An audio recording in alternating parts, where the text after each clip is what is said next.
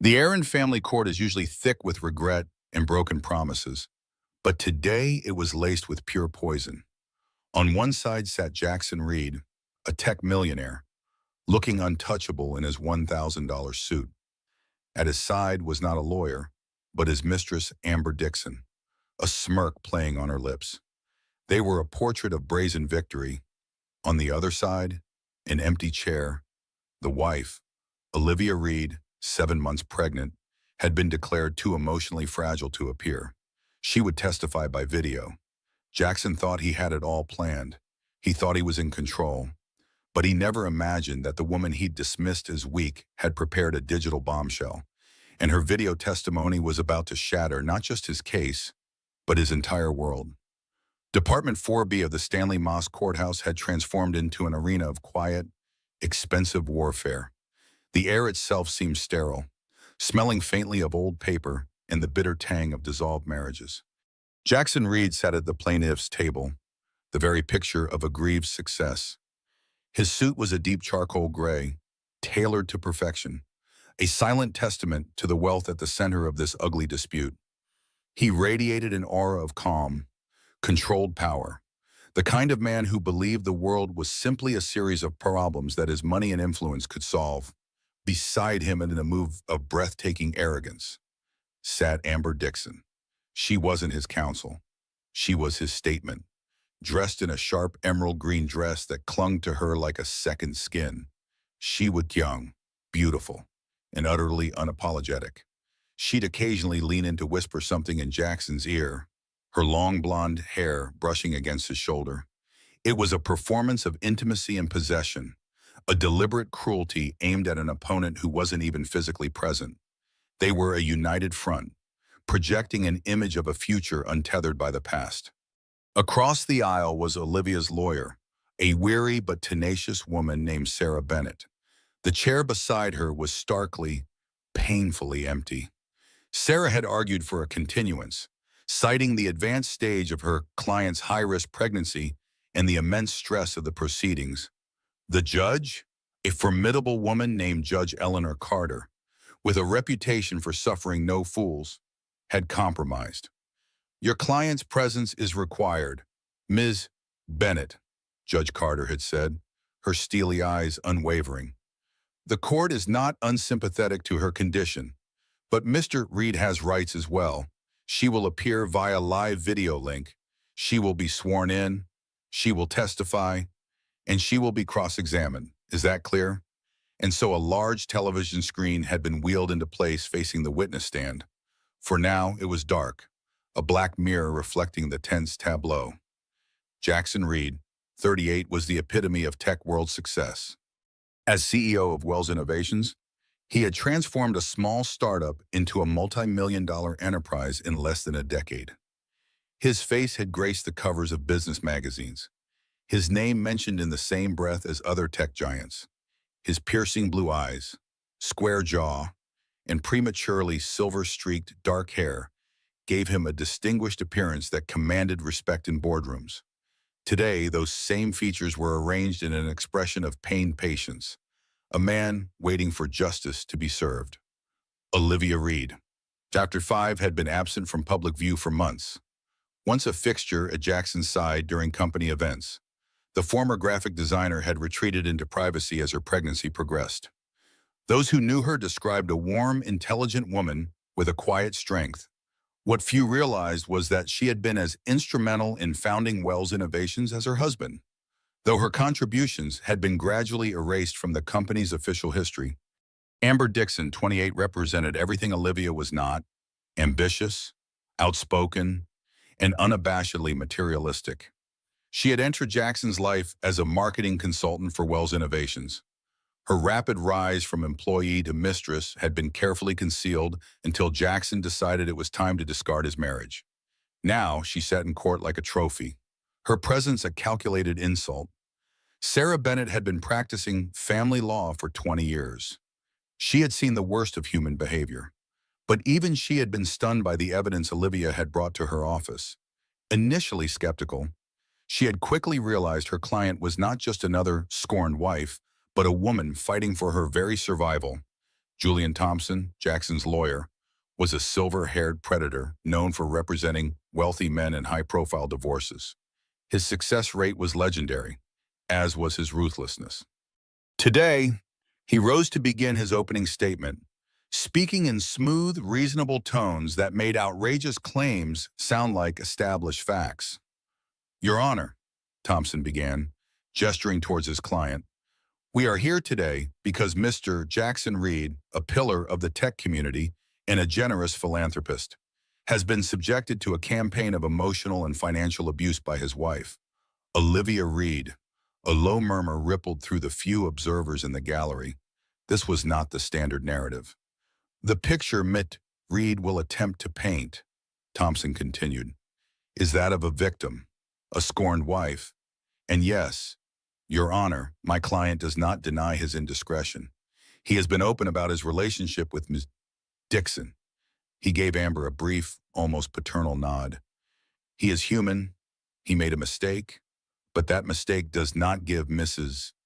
Reed license to liquidate their joint assets, to run up debts exceeding $250,000 for them in the last 6 months alone, and to engage in erratic, paranoid behavior that has given Mr. Reed serious cause for concern, not only for his own safety, but for the well-being of their unborn child."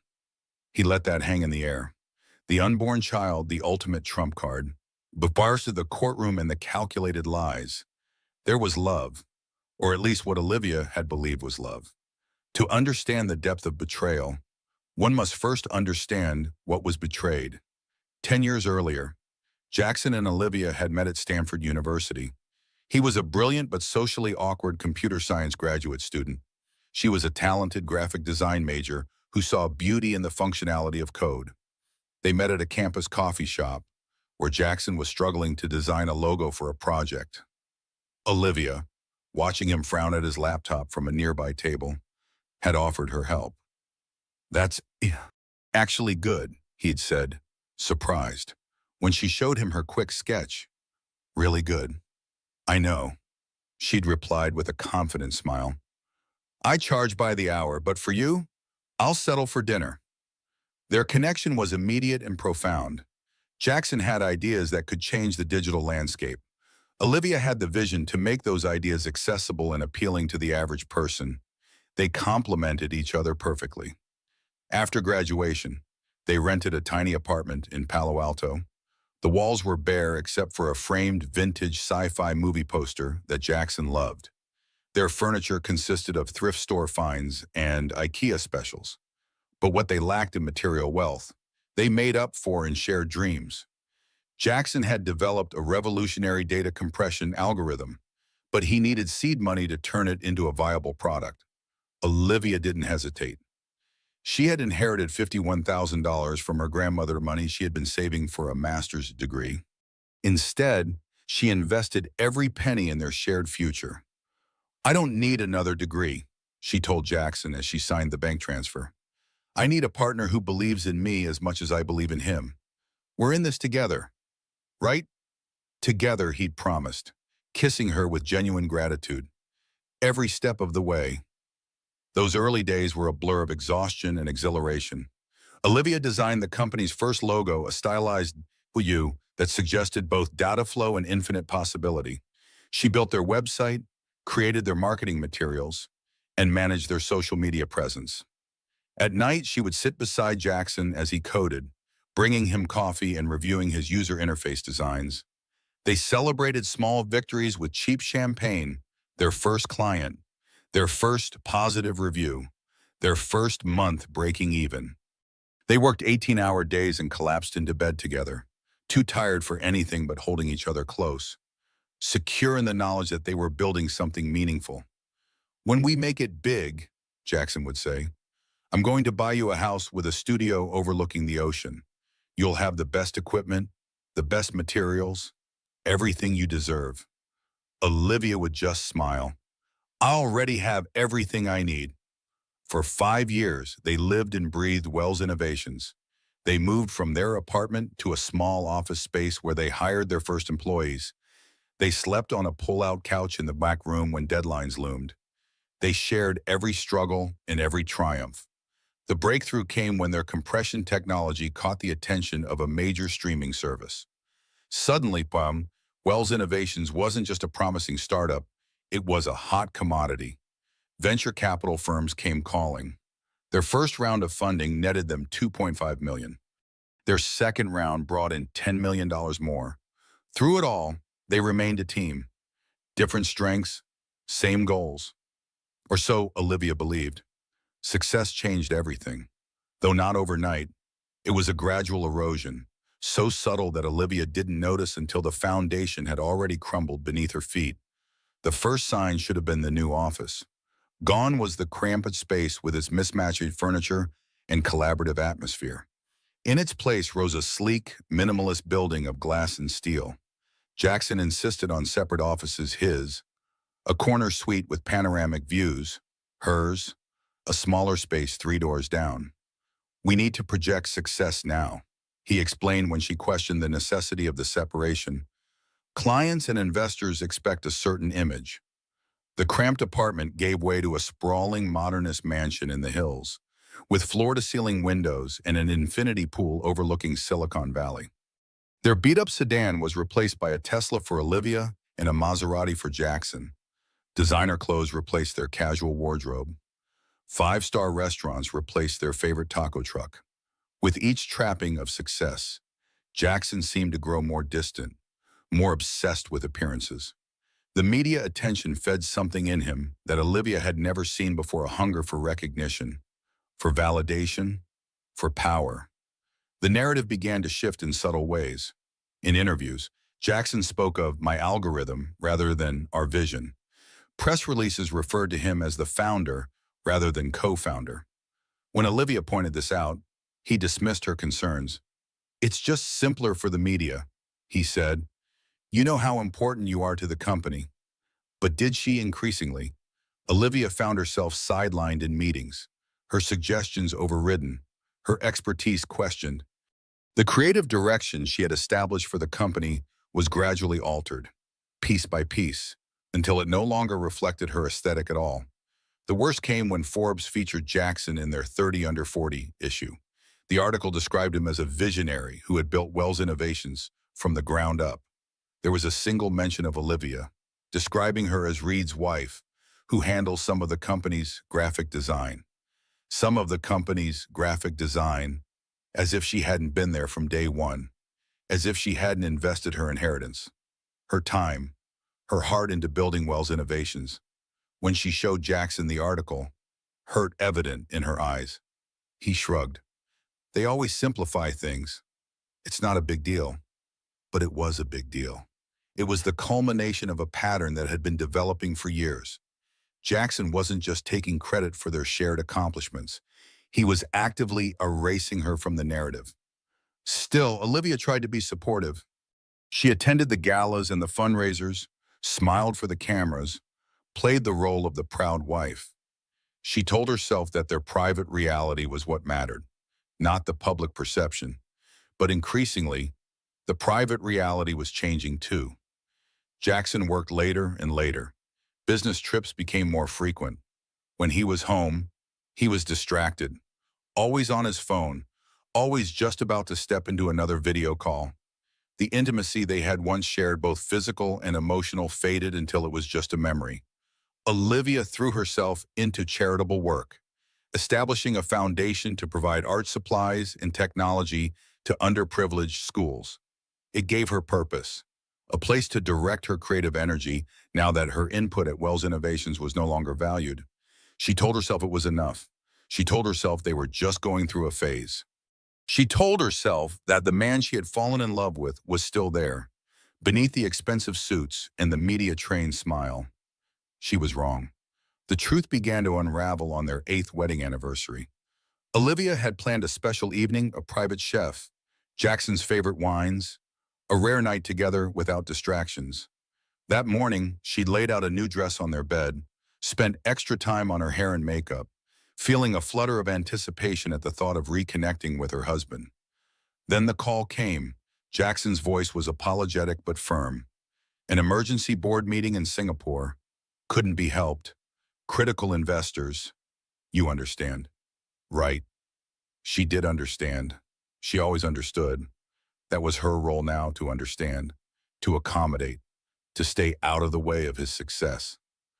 "I'll make it up to you," he promised. "I've already ordered flowers. White roses. Your favorite." The roses arrived an hour later, 2 dozen pristine blooms in a crystal vase. The card read simply, "Sorry, bon love you hamoj che." Olivia placed the vase on the dining table she had so carefully set, then methodically put away the good china, the candles, the gifts she had bought. She changed out of her dress into sweatpants and a t-shirt, opened a bottle of wine meant for two, and tried not to feel the emptiness of the house around her. She didn't see the Instagram post until months later, when she was already deep into her investigation. But on that lonely anniversary night, while she was falling asleep alone in their king-size bed, Amber Dixon was posting a photo of herself in a bikini, clinking champagne glasses with someone just out of frame on a beach.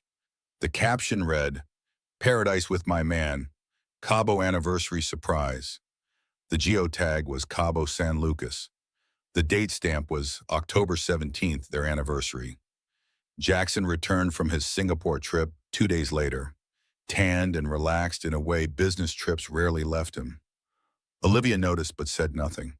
She also noticed the faint scent of an unfamiliar perfume on his collar when she hugged him, the way he turned his phone face down when she entered a room, how he started showering as soon as he got home. Small things, insignificant on their own, damning in their accumulation.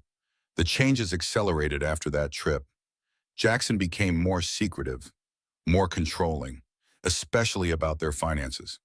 He began to mention cash flow problems at the company, suggesting they needed to be more careful with their spending. "The market is volatile," he explained over breakfast one morning, not meeting her eyes. "We need to consolidate our accounts, streamline our financial management." "Is the company in trouble?" Olivia asked, concerned. This was the first she was hearing of any financial issues. "No, no," he said quickly. "Just standard precautions. The less we have to worry about day-to-day money management, the better. I've talked to our financial advisor. He recommends I take sole signing authority on our primary accounts for efficiency's sake." It made a certain kind of sense. Jackson had always handled the investment side of their finances. Olivia had been focused on her foundation work, preparing for the baby they had recently learned was on the way. She was tired, nauseated most mornings, emotional from the hormonal changes. The last thing she wanted was to worry about money. So she signed the papers he brought home, giving him control over their investment portfolio. His signature was familiar, confident, taking up more space than necessary. Hers was smaller, a gesture of trust she would come to regret. "It's just a formality," he assured her, filing the papers in his briefcase. "I'm protecting our future, our family, their family." The thought still brought her joy, even as other aspects of their marriage had cooled. The baby was unplanned but not unwelcome. Olivia had always wanted children, and though Jackson had been ambivalent, he seemed to warm to the idea after the initial shock wore off. He accompanied her to the first ultrasound, held her hand as they heard the rapid flutter of their child's heartbeat. He even suggested converting one of the guest rooms into a nursery, offering to hire a top designer to create a perfect space. But as her body changed, as the pregnancy became more visible, Jackson's attitude shifted. He stopped asking about doctor's appointments. He no longer placed his hand on her growing belly to feel the baby kick, and he started spending even more nights away from home. "Just until this deal closes," he would say. "After that, I'll take some time off, be more present." The deal never seemed to close. There was always another crisis, another meeting, another reason he couldn't come home. And when he was home, he was distant, irritable, finding fault with small things, the temperature of the house, the choice of dinner, the way Olivia had arranged his closet. One night, after he'd criticized the new paint color in the nursery, a soft sage green he had previously approved, Olivia broke down in tears. "What's happening to us?" "Jackson," she asked, her voice small. "You're never here. And when you are, you're different." If there's something wrong, please just tell me. For a moment, something like guilt flickered across his face. Then it was gone, replaced by a cool detachment she had come to dread. Nothing's wrong, he said, his tone suggesting she was being irrational. I'm under a lot of pressure at work. Pressure you can't possibly understand. The least you could do is make things peaceful when I am home. Peaceful, she repeated, hurt and anger rising in equal measure. You mean silent compliant, is that what you want? I want a wife who isn't constantly emotional and making accusations. He snapped. I'm worried about you. Olivia, this isn't like you. Maybe you should talk to someone, a therapist. These mood swings can't be good for the baby. The baby. He always brought up the baby when he wanted to end a conversation, as if her pregnancy was a condition that rendered her opinions invalid, her emotions suspect. There's nothing wrong with me, she said quietly. I think there's something wrong with us. He sighed, the sound heavy with exaggerated patience. Get some rest. You're tired. We'll talk when you're feeling more stable. Stable. The word hung in the air between them, a subtle undermining of her mental state, the first of many such implications. Later, she would recognize this conversation as the beginning of his gaslighting campaign, the first step in making her doubt her own perceptions. But in that moment, exhausted and hormonal, she simply retreated, wondering if perhaps he was right. Maybe she was overreacting. Maybe it was just the pregnancy affecting her emotions. She didn't know then that her instincts were correct. She didn't know that while she was questioning her own sanity, Jackson was methodically preparing to destroy her. The financial changes began subtly. Joint credit cards were suddenly declined when Olivia tried to use them. Online accounts showed pending transactions she didn't recognize. When she questioned Jackson, he dismissed her concerns. It's probably just fraud protection, he said. Use the household account card for now. I'll sort it out. The household account had limited funds, just enough for groceries and basic expenses. When Olivia needed to make a larger purchase for the nursery, a crib she had carefully researched for safety, she found the card declined. We need to be careful right now, Jackson told her when she called him, embarrassed and confused, from the store. The market's volatile. Just hold off on big purchases for a while. That night, she checked their bank statements online, only to find she no longer had access. When she confronted Jackson, his explanation was ready. Our financial advisor recommended consolidating our accounts for better security. I meant to tell you, the passwords have all been updated. So what am I supposed to do if I need something? Olivia asked, trying to keep her voice level. Just ask me, he said, as if it were the most reasonable arrangement in the world. I'll transfer whatever you need to the household account. It was the beginning of financial control, a calculated strategy to limit her independence. But it was also more than that. It was the groundwork for what would come later, for making her appear unstable, irresponsible with money, unable to manage her own affairs. The gaslighting intensified. Items Olivia was certain she had left in one place would mysteriously move to another. Appointments she clearly remembered making would not appear in her calendar. Conversations she was sure they had had, Jackson would deny ever occurred. We never discussed painting the guest room blue, he would insist, even though Olivia distinctly remembered his approval. I never agreed to have your mother visit next month, he would say, though they had specifically chosen dates together. Each incident was minor, easily attributed to pregnancy forgetfulness. But their accumulation created a constant state of self-doubt.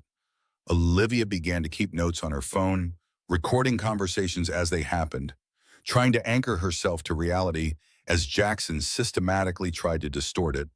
The isolation came next. Jackson began to express concerns about her friendships. Don't you think Rachel is taking advantage of you? He would ask about her closest friend. She only calls when she needs something. Or your brother seemed really judgmental about our house. Maybe we should limit those visits for a while. One by one, her support system was subtly undermined. Not through outright prohibition, Jackson was too clever for that, but through insinuation and scheduling conflicts that made maintaining relationships increasingly difficult. By the 6th month of her pregnancy, Olivia was effectively alone. Her world had narrowed to the empty house, occasional doctor's appointments, and Jackson's increasingly rare appearances. She was living on eggshells, trying to be the perfect, uncomplaining wife, hoping it would bring back the man she had married. It was during this dark period that she discovered the first concrete evidence of his betrayal. Unable to sleep one night, plagued by the baby's kicks and her own racing thoughts, she went downstairs to make tea. Jackson's laptop was open on the kitchen counter. His email still logged in an oversight so unusual it felt like divine intervention. She hesitated only a moment before sitting down to look. What she found shattered any remaining illusions. Email exchanges with their accountant about transferring funds to offshore accounts, messages to a realtor about selling property she didn't even know they owned, and most damning of all, an email thread with Julian Thompson discussing divorce strategy.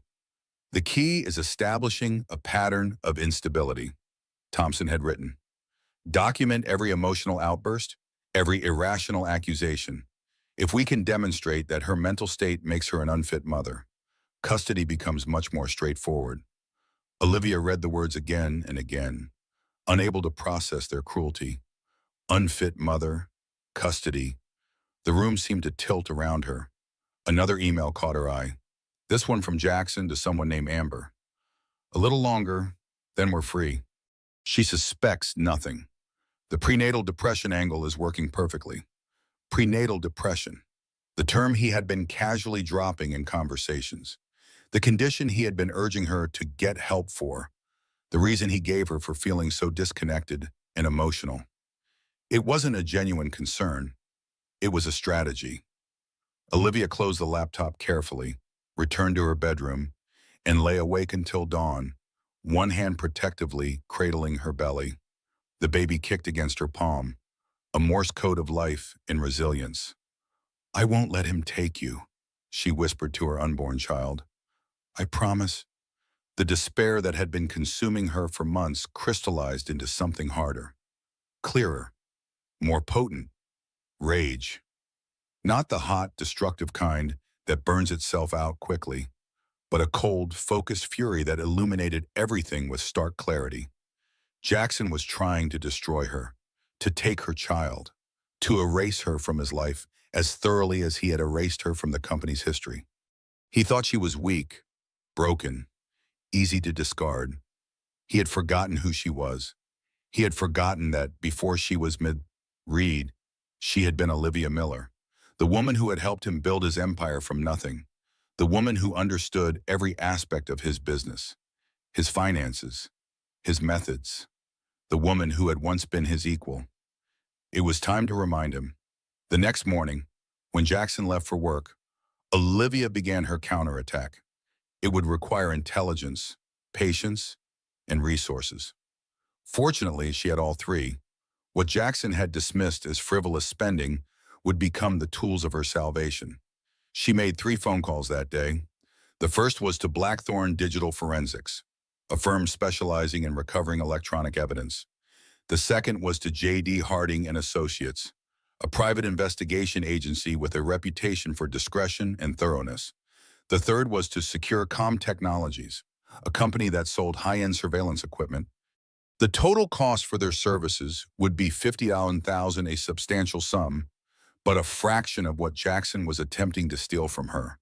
And thanks to one account, he had overlooked a personal account Olivia had maintained from before their marriage. She had the funds to pay for it. As she hung up from the final call, Olivia felt something she hadn't experienced in months: hope.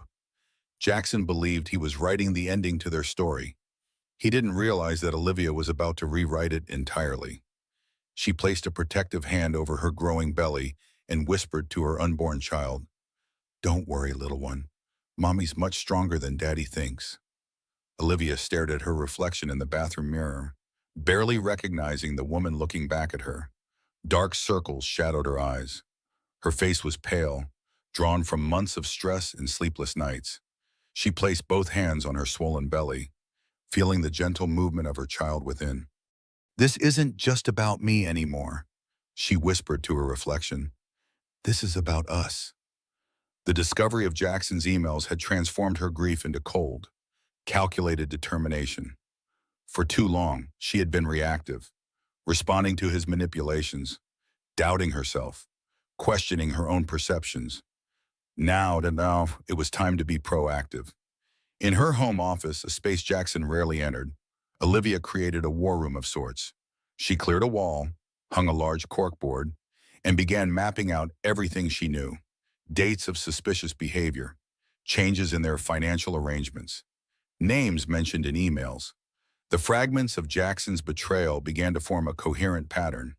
What she needed now was proof, irrefutable evidence that would not only protect her in a divorce, but reveal the full extent of Jackson's deception. The emotional pain of his infidelity was just the surface. Beneath it lay a systematic conspiracy to strip her of everything, including her child. The representatives from Blackthorn Digital Forensics arrived first. Disguised as IT consultants upgrading their home system, Jackson, increasingly absent, didn't question their presence when Olivia mentioned it casually over text. "We found something interesting," the lead technician told her after their initial assessment. "Your home server creates automatic backups of all connected devices. If your husband has been careless even once, used the home Wi-Fi for his phone, logged into his email on the home network, we might be able to recover deleted data." The revelation was a ray of hope. Jackson was meticulous, but he was also arrogant. He believed himself too clever to be caught, especially by a wife he increasingly underestimated.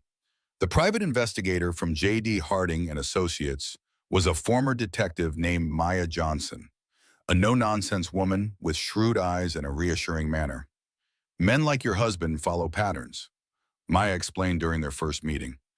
"They think they're being clever, but they're actually predictable. Same restaurants, same hotels, same excuses. Our job is to document those patterns."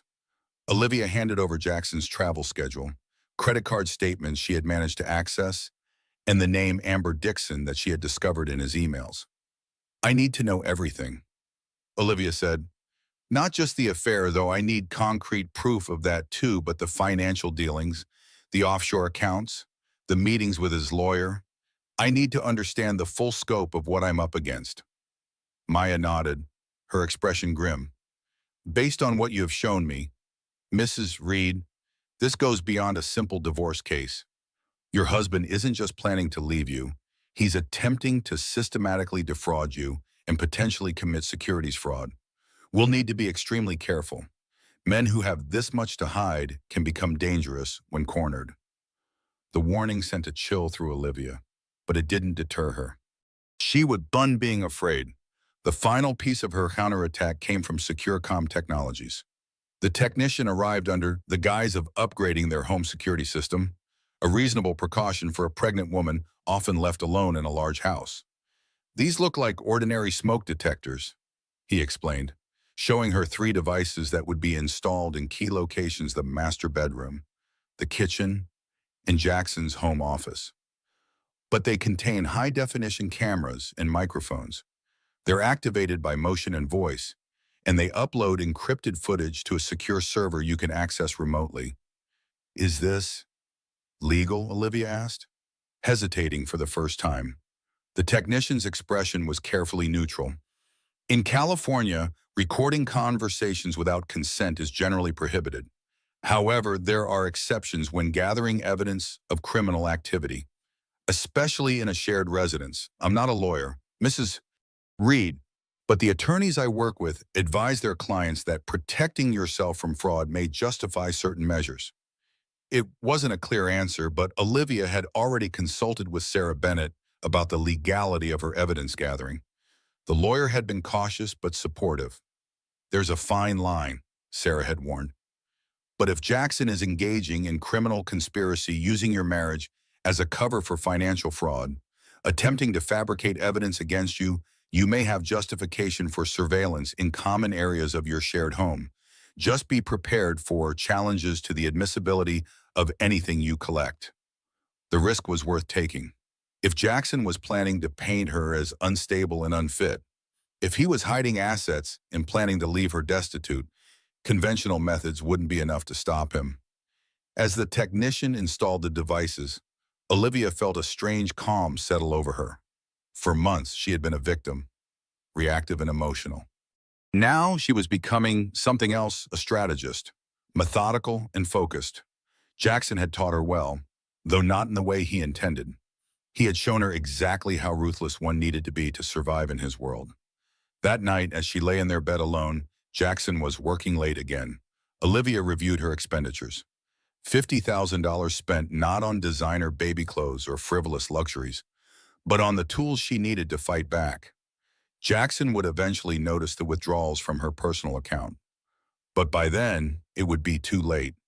She placed a hand on her belly, feeling the reassuring movement of her child. "We're going to be okay," she promised. "Mommy's got a plan." The first concrete evidence came from Maya Johnson's surveillance. Photographs showed Jackson's Maserati parked outside a downtown luxury apartment building at 11 p.m. on a Tuesday, a night he had claimed to be in Seattle for a client meeting. More damning was the image captured the following morning, Jackson and Amber Dixon emerging from the same building at 6:15 a.m., engaged in an intimate kiss before she climbed into her convertible. The apartment is registered to a shell company, Sterling Ventures LLC, Maya explained, showing Olivia the property records. "But the LLC's mailing address matches a P.O. box associated with your husband's personal attorney, not the company's legal counsel." Another layer of deception, another piece of the puzzle.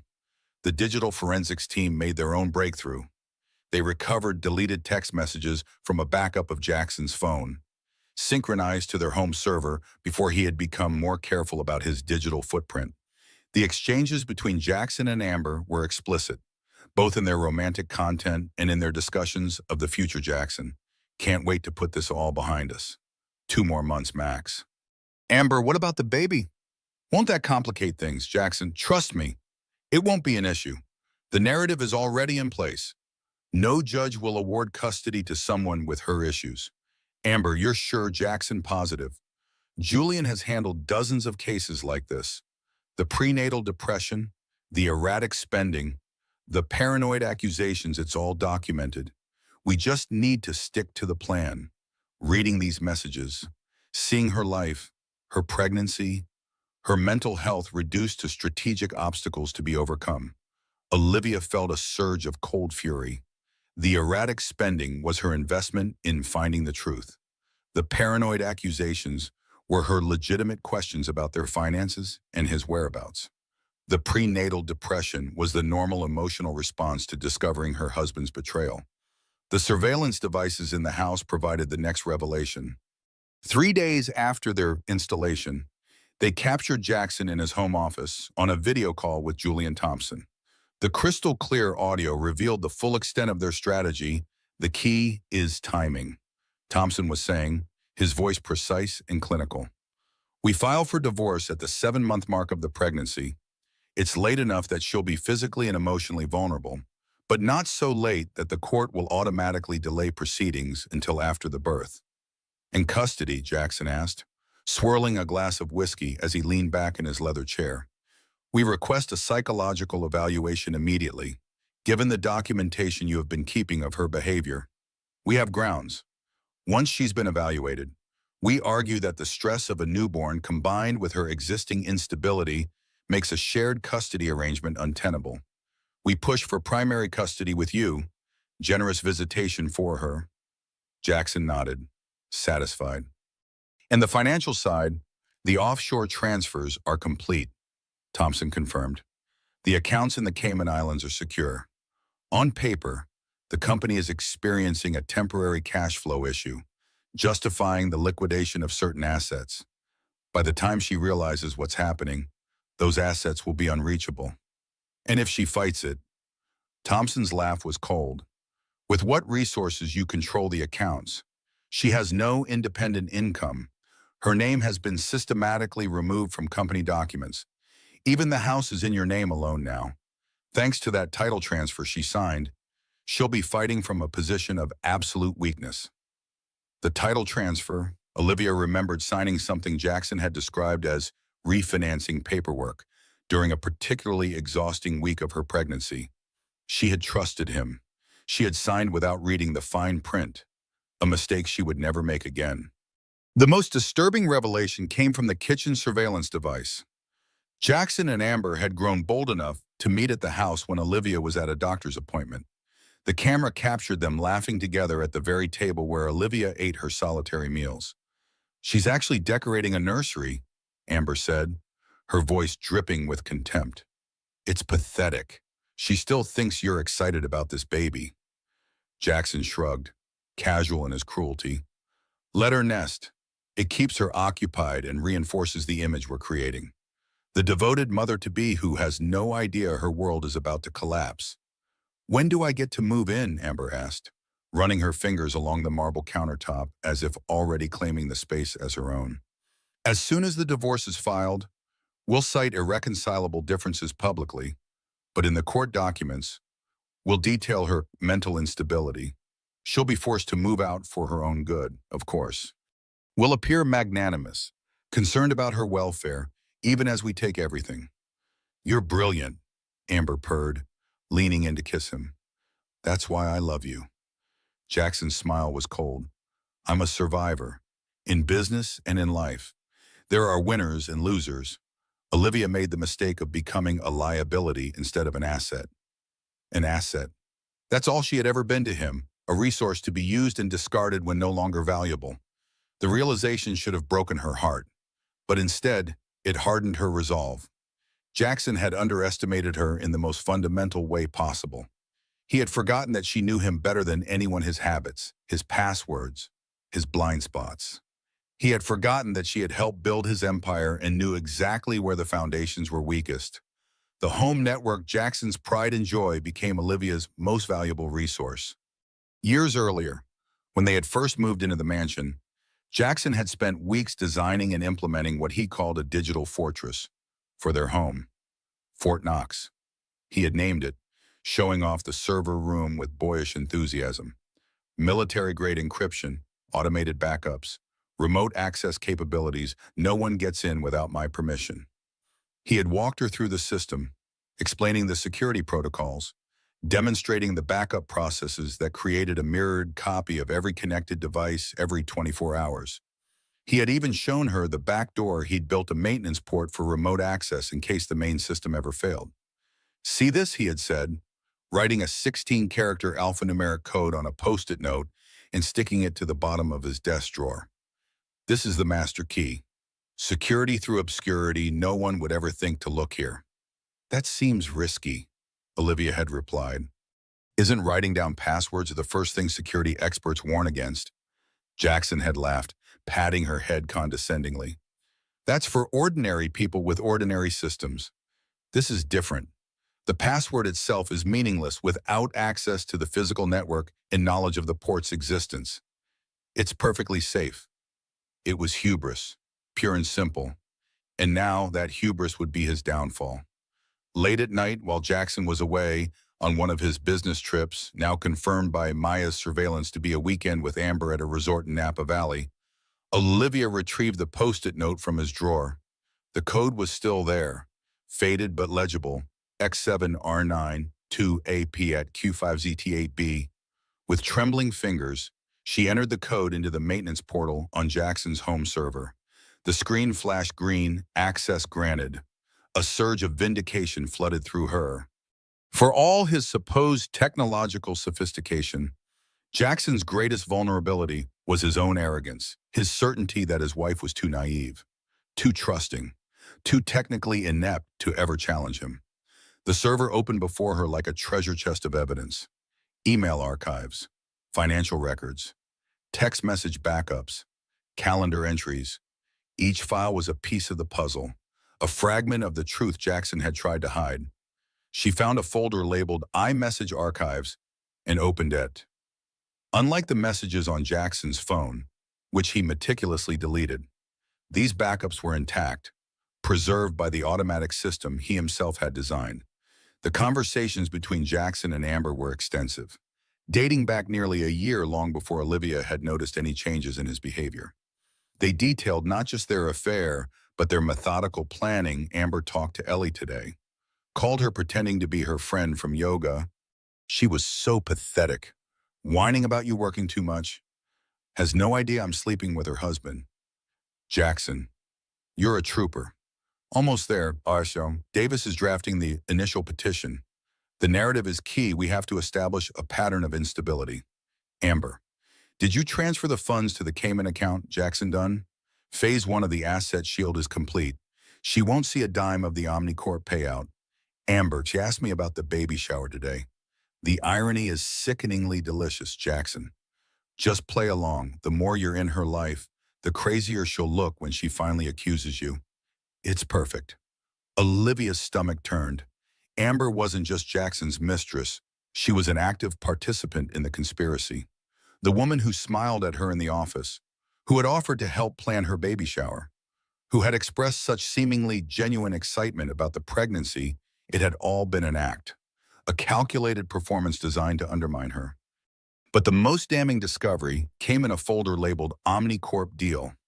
Inside were two sets of financial projections for Wells Innovations, one showing modest but steady growth, the other showing explosive revenue increases and market expansion. At first, Olivia thought they were simply different scenarios, standard practice in business planning. Then she noticed the file names Omnicorp Due Diligence, XLSX, and Actual Financials Internal Only, XLSX. The implication was clear. Jackson was presenting falsified financial data to Omnicorp, a larger tech company that was considering acquiring Wells Innovations. He was inflating the company's value, cooking the books to secure a massive payout before the truth came to light. This wasn't just a divorce strategy. This was securities fraud. This was criminal. Olivia worked through the night, methodically downloading and organizing the evidence, creating secure backups on drives that she stored in a safe deposit box registered only in her maiden name. She established a timeline of Jackson's activities, correlating the digital evidence with Maya's surveillance and the recordings from the home devices. The pattern is unmistakable. Jackson had been systematically erasing her from the company's history, transferring assets beyond her reach, and building a false narrative about her mental stability, all while pursuing a fraudulent business deal that would net him millions before the house of cards collapsed. As dawn broke, Olivia sat back, exhausted but triumphant. She had done what Jackson thought impossible. She had penetrated his Fort Knox, uncovered his secrets, and armed herself with the truth. The baby kicked, a strong, determined movement that made her smile despite her exhaustion. "That's right, little one," she whispered, placing a hand on her belly. "We're fighters.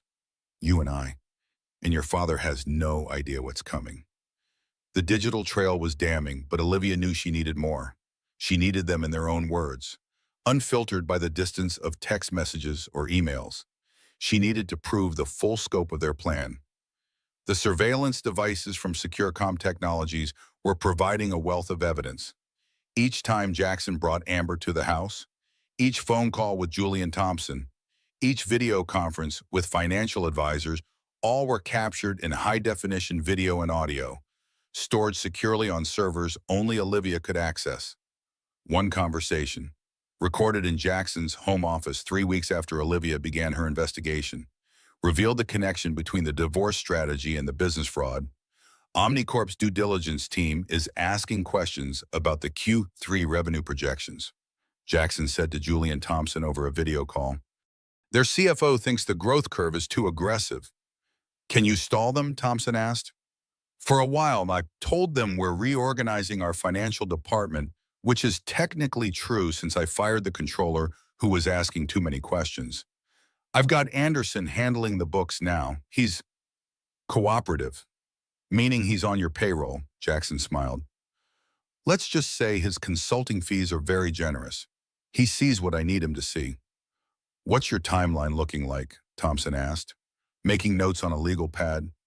"The Omnicorp deal needs to close before the end of Q2. Their board votes in July.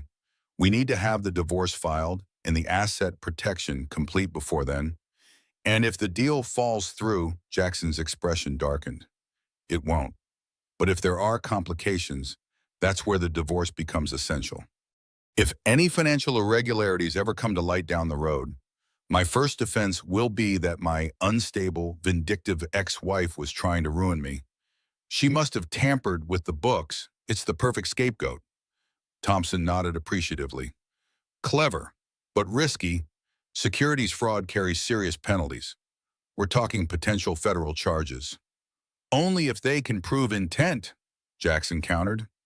With Olivia as the fall guy and Anderson's creative accounting, it becomes a case of mismanagement at worst. Besides, by then, the bulk of the money will be offshore and untraceable. The callousness with which they discussed using her as a scapegoat for federal crimes was breathtaking. This wasn't just about the marriage anymore. This was about Jackson using their divorce as cover for a much larger fraud. Maya Johnson confirmed the scope of the conspiracy during their next meeting. We've been following the money, she explained, spreading financial documents across Olivia's kitchen table while Jackson was at a conference in Boston. The offshore accounts are just the beginning. Your husband has established a network of shell companies, each holding different assets that should rightfully be part of the marital estate. She pointed to a diagram showing the flow of funds. Here's where it gets interesting. 3 months ago, Wells Innovations received a $15 million investment from Meridian Venture Partners. Within 48 hours, $10 million was transferred to a subsidiary called Reed Innovation Labs, which doesn't appear to have any actual employees or products. From there, the money moved to accounts in the Cayman Islands, Singapore, and Switzerland. Is this normal business practice? Olivia asked, though she already knew the answer. Maya's expression was grim. This is textbook money laundering and asset hiding. Combined with the falsified financials you discovered, your husband isn't just preparing for a divorce, he's setting up an escape plan. The Omnicorp acquisition is the end game. Once that money hits, he'll have tens of millions of dollars hidden away where American courts can't reach them. And I'll be left with nothing, Olivia said quietly, maybe even implicated in his crimes. Exactly, this goes beyond family court. Mrs. Reed, this is potentially a matter for the SEC and the FBI. The revelation should have terrified her. Instead, it crystallized her resolve. Jackson wasn't just trying to leave her, he was planning to destroy her completely, to use her as a shield against his own crimes. The final piece of the puzzle came from the most unexpected source, Amber Dixon herself. Unaware of the surveillance device in the kitchen, she revealed her own doubts during a late-night conversation with Jackson. What if something goes wrong, she asked, nervously twisting a strand of hair around her finger. What if she fights back? She's not stupid. Jackson, she's pregnant, isolated, and emotionally fragile. Jackson replied dismissively. By the time she realizes what's happening, it'll be too late. The divorce will be filed, the assets will be secured, and the Omnicorp deal will be closed. She'll be left trying to prove conspiracy theories without resources or credibility. But the numbers, the ones you cooked for the Series C funding round. If anyone looks too closely before the Omnicorp deal goes through, Jackson waved a dismissive hand. Nobody is looking. The auditors signed off. They see what I want them to see. That's what a $20,000 a month consulting fee buys you: plausible deniability. He stood and walked to his desk, picking up a framed photo. It was their wedding picture. He stared at it for a moment, and Olivia, watching the recording later, searched for any sign of regret, any flicker of the man she had once loved. There was nothing but cold calculation in his eyes. The real genius of this, he said, a smile playing on his lips, is that the divorce is the perfect cover. If any financial irregularities ever do come to light down the road, my first defense will be, it was a messy divorce. My unstable wife was trying to ruin me. She must have messed with the books. It's airtight. Amber laughed, a sharp, ugly sound. You really are a bastard. Jackson Reed.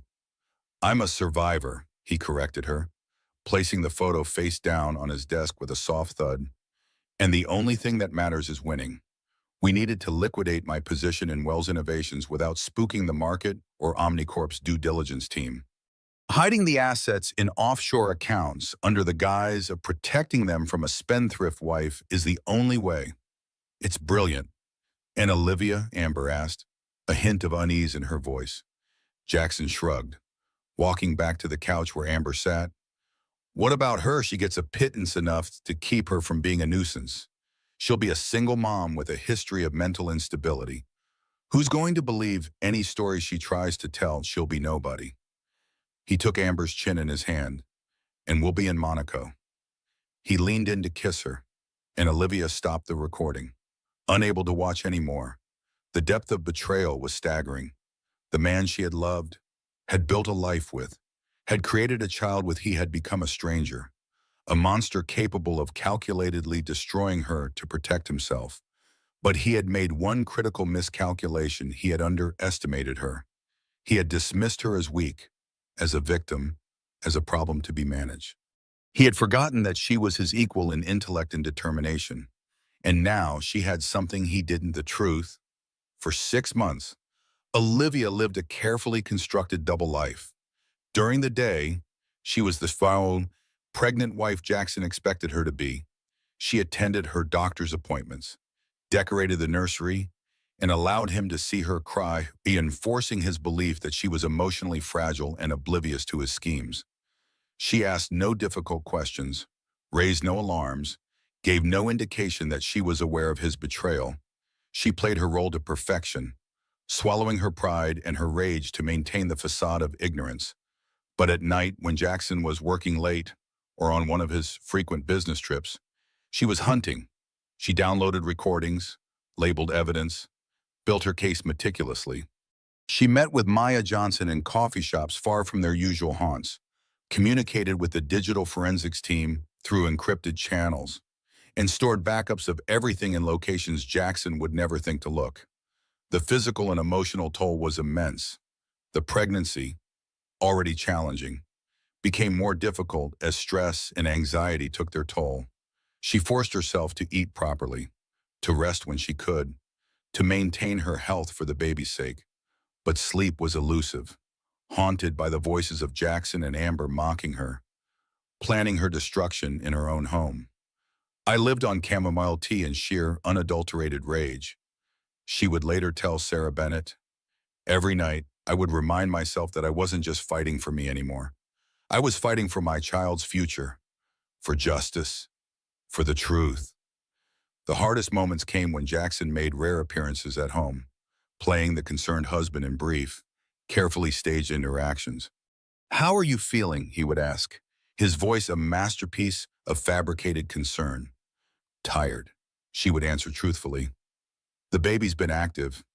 You should rest more," he would say, not looking up from his phone. "You seem stressed. It's not good for the baby." Always the subtle undermining, the implied criticism, the foundation laying for his narrative of her instability.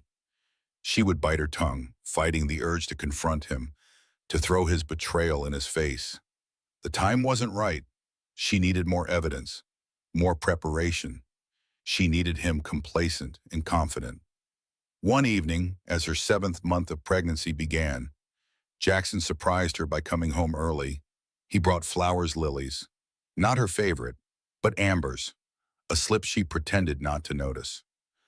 "I've been thinking," he said, settling into the armchair across from her in the living room. "We should talk about the birth plan." Olivia tensed. This was new territory. Jackson had shown little interest in the pregnancy details until now.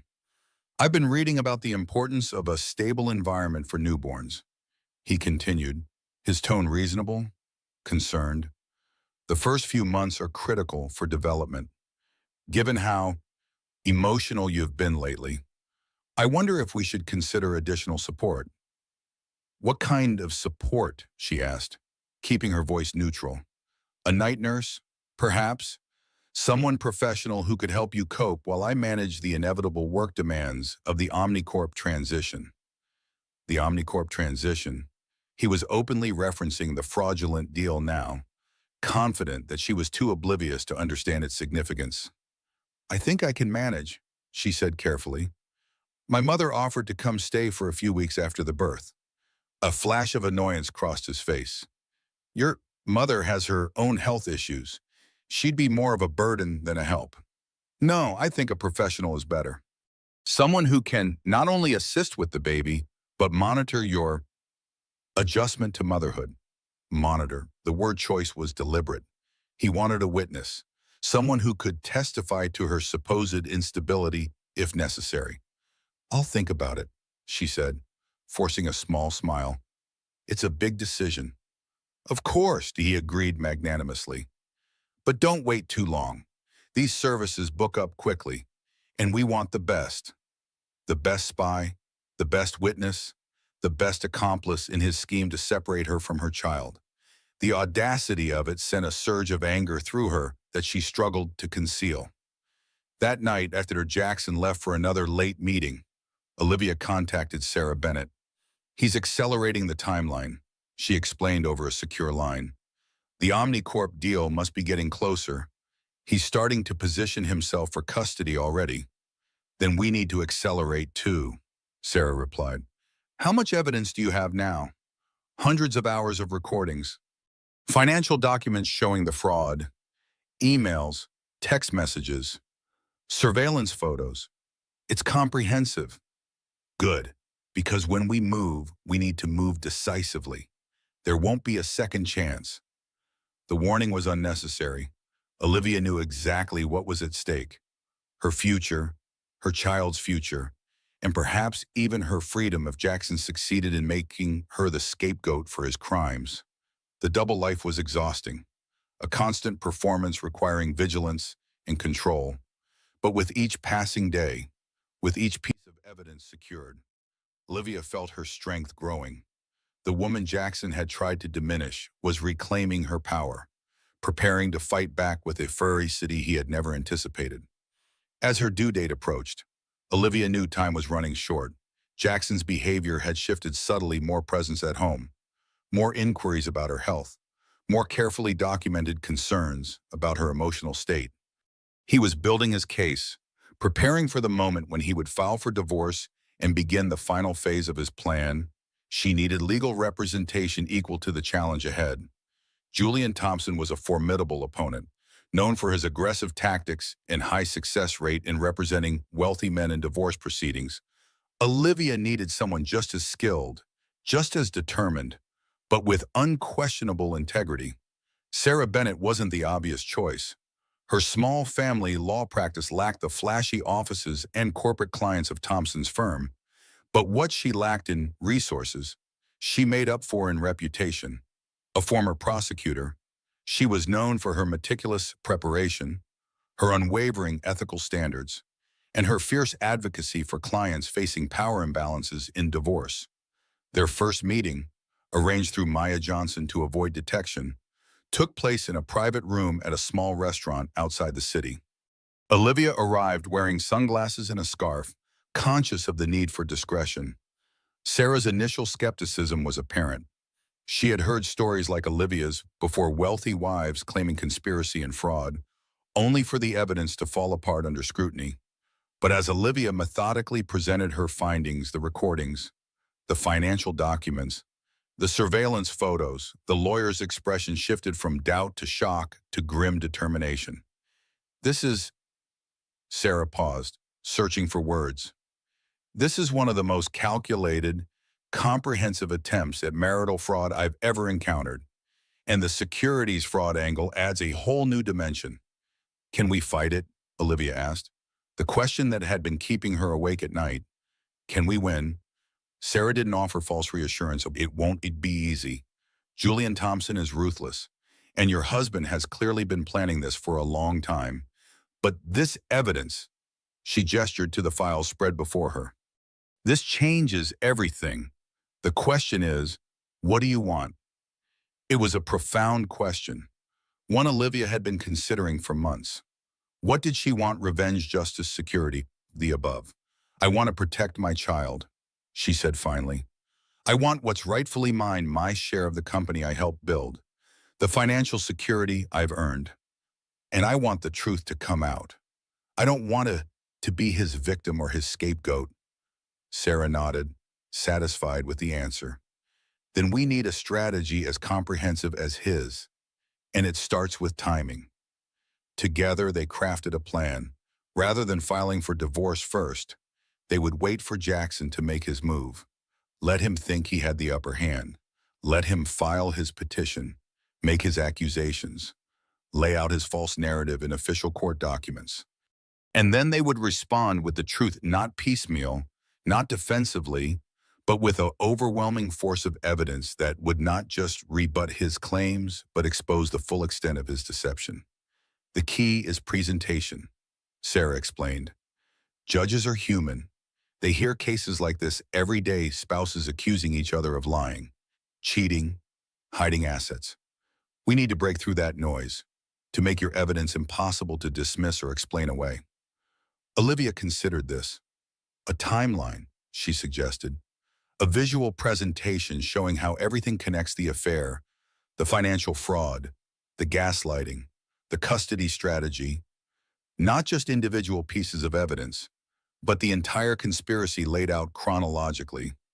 Sarah smiled, impressed. Exactly. We create a narrative more compelling than his because it has the benefit of being true. We don't just defend against his accusations, we reframe the entire case. The preparation was painstaking. Olivia and Sarah spent hours organizing the evidence, creating a compelling visual presentation that would guide the judge through the complex web of Jackson's deception. They anticipated his arguments, prepared counterpoints, and gathered supporting documentation for every claim. The legal questions surrounding the surveillance evidence were particularly challenging. California's two-party consent law meant that recordings made without Jackson's knowledge could potentially be inadmissible. But Sarah identified several exceptions that might apply. The confidential communication exclusion doesn't protect conversations that can be reasonably overheard, she explained. Recordings made in common areas of the marital home, the kitchen, the living room, the home office, might qualify. More importantly, there's an exception for gathering evidence of certain crimes, including fraud. It wasn't a guarantee, but it was a strong argument. And the digital evidence, the emails, text messages, and financial records was on more solid legal ground. Jackson had given Olivia access to their shared server. The backups had been created automatically by a system he designed. Her access to that information was legitimate, as the due date for both the baby and Jackson's anticipated filing approached. Olivia took one final precautionary step. She arranged for a comprehensive medical evaluation with her obstetrician, a respected physician who had been monitoring her high-risk pregnancy. "I need you to document my mental and emotional state," she explained to the doctor. "My husband may attempt to claim that I'm experiencing severe prenatal depression or other issues affecting my stability." The doctor, concerned by the request, conducted a thorough evaluation and provided a detailed report confirming Olivia's mental and emotional well-being despite the significant stress of her situation. It was another piece of evidence, another counterpoint to the narrative Jackson was constructing. The final element of their preparation was practical, ensuring Olivia's physical safety and securing her position for the court battle ahead. Sarah helped her establish a separate bank account and credit cards in her maiden name. Maya Johnson arranged for emergency security protocols if needed. The digital forensics team created redundant backups of all evidence, stored in multiple secure locations. "Once this starts," Sarah warned, "it will move quickly. Jackson will be blindsided, and men like him don't respond well to losing control. He may lash out, try to retaliate. We need to be prepared for everything." Olivia nodded, her hand resting protectively on her belly. The baby was due in less than 2 months, but she suspected events would unfold even sooner. Jackson had been making more frequent calls to Julian Thompson, spending longer hours at the office, finalizing the details of the Omnicorp acquisition. The pieces were falling into place for his endgame. But while he had been preparing his attack, she had been building a fortress. Every lie he had told, every manipulation he had attempted, every asset he had hidden, all had been documented, analyzed, and incorporated into their counterattack. Jackson believed he was the chess master, carefully positioning his pieces for a decisive victory. He didn't realize that Olivia had been playing a different game entirely, one where his every move revealed more of his strategy, where his confidence became his greatest vulnerability. The final confrontation was approaching, and when it came, Jackson Reed would discover that the woman he had dismissed as weak, as a problem to be managed, had become his most formidable opponent.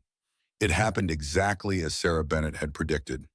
1 week after Olivia entered her 7th month of pregnancy, Jackson filed for divorce. The timing was strategic late enough in the pregnancy that Olivia would be physically uncomfortable and emotionally vulnerable, but not so late that the court would automatically delay proceedings until after the birth. The petition, delivered by a process server while Jackson was conveniently away on business, was a masterpiece of calculated deception.